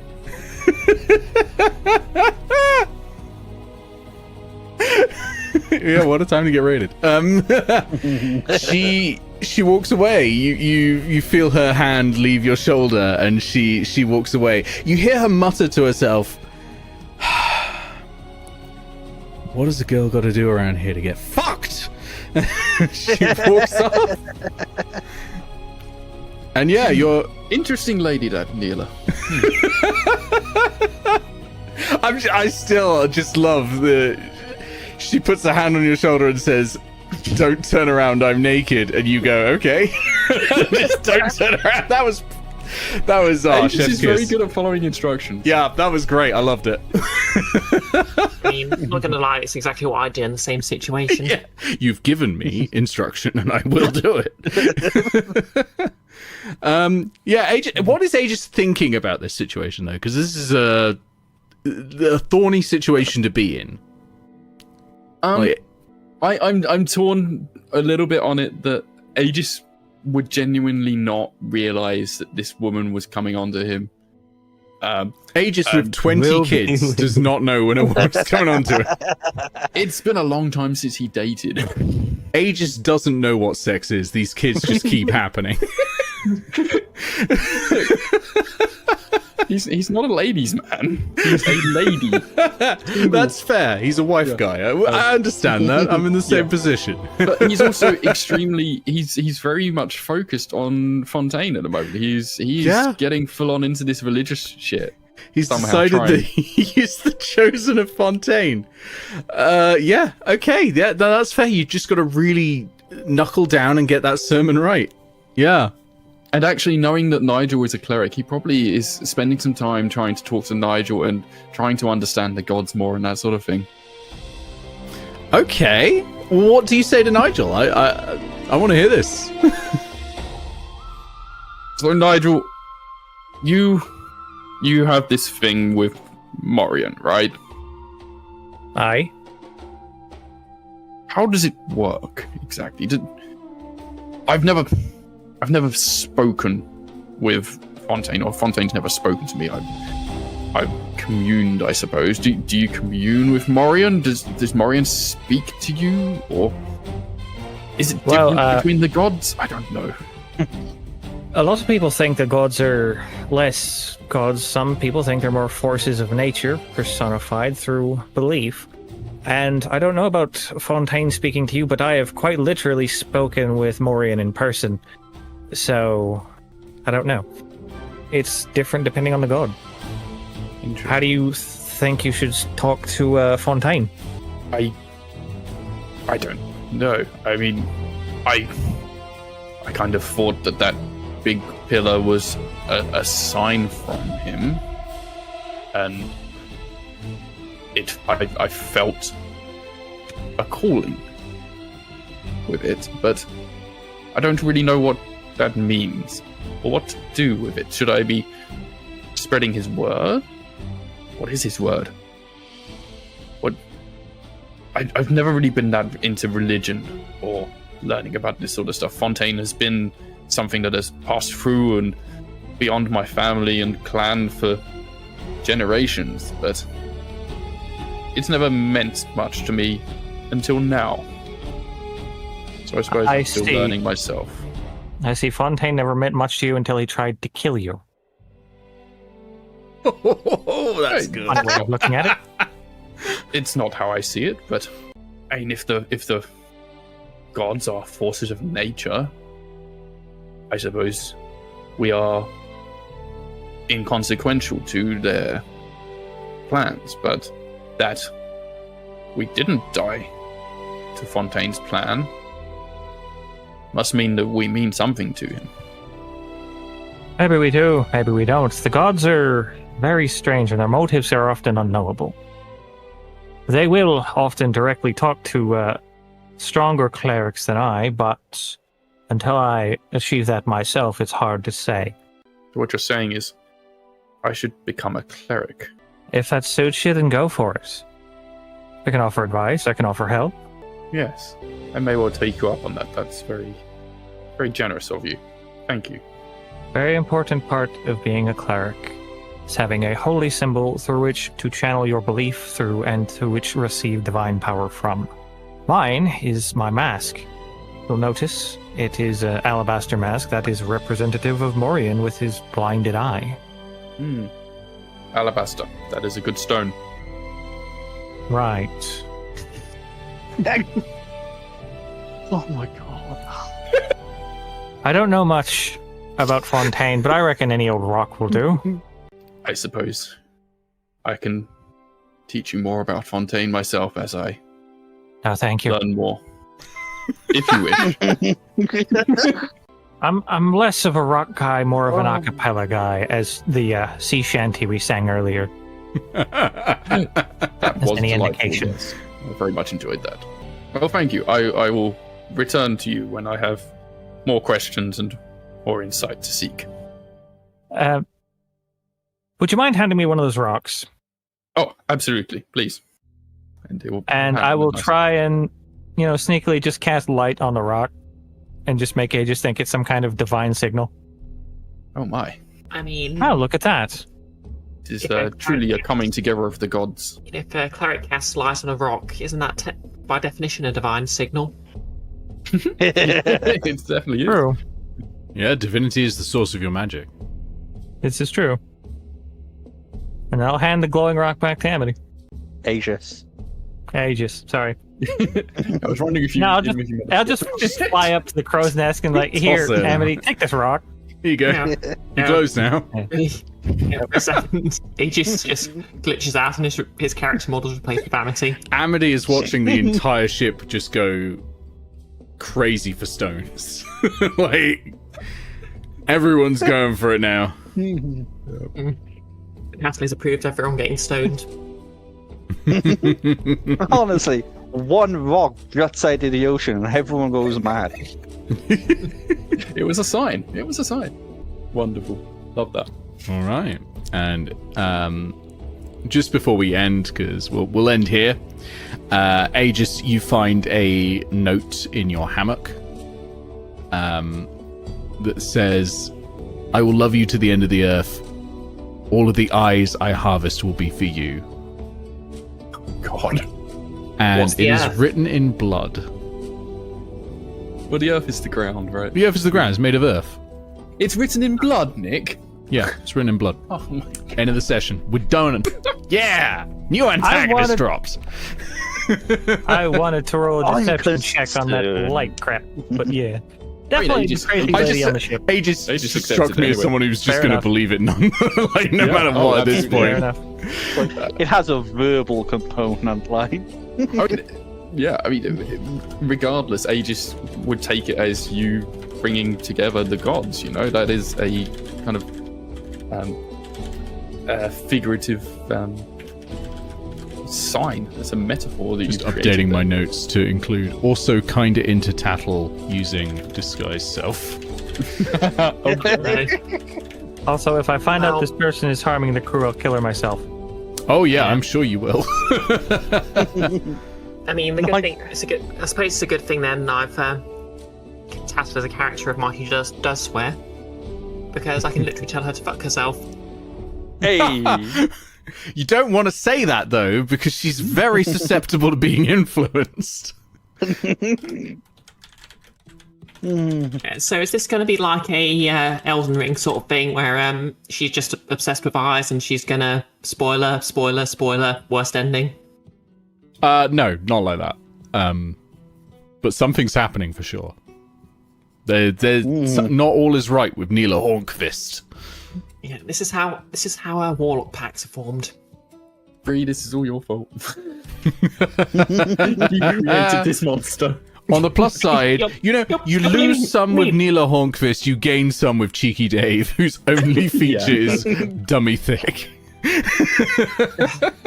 What an ass. You're blaming me when Nick, the GM who's determining all this, is right there.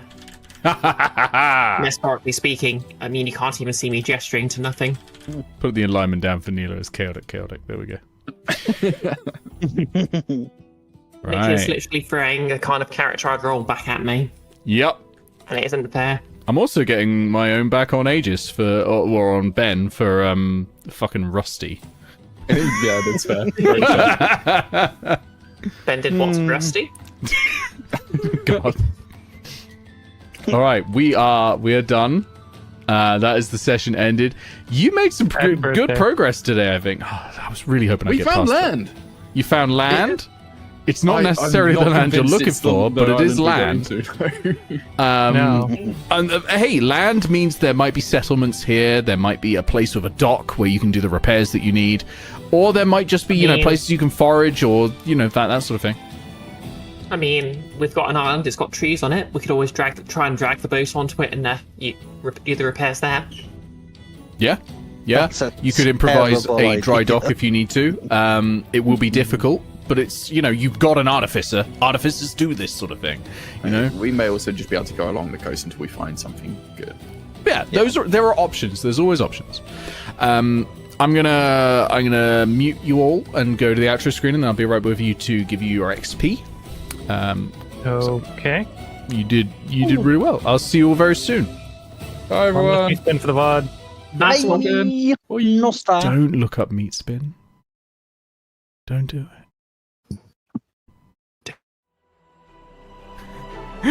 All right, everyone. Thank you all for watching. This has been an absolutely wonderful session. A lot of weird shit happened. Huge thank you to the Bunny Man for raiding in. Thank you very, very much. I hope you had a wonderful evening as well. Thank you for bringing your people here, just to catch the end of that, which got real weird. Tomorrow we're back with more Nordmark. Different quest. It's the Clockwork Dungeon. We're near the end on that. It might be the finale tomorrow. It might not be, but they're pretty close, so we'll see. But some major things have happened. A huge thank you to the people who support all of these games through Ko-Fi donations and YouTube memberships. The names are coming up on the left. You can get your own name here at kofi.com/Kirstenus. With a huge thank you to Super Talia DX, Willow, Al Wyman, Ben Newman, Icky Food, Neo Gets, 8-Bit Bobbles, Craig Perko, Crimson Hale, Summer Bee, and Terran Jokes. You're a wonderful, wonderful people, and your patronage keeps us all going. I'll see you all very, very soon tomorrow for the Clockwork Dungeon, and also come back in 1 week where we're starting a new D&D series. It's not D&D series, new TTRPG series where we're playing Savage Worlds. We're going back in time and we're killing time-traveling Nazis in Mobius Command. That'll be next week on Friday. I'll see you all very, very soon. Have a wonderful evening and good night.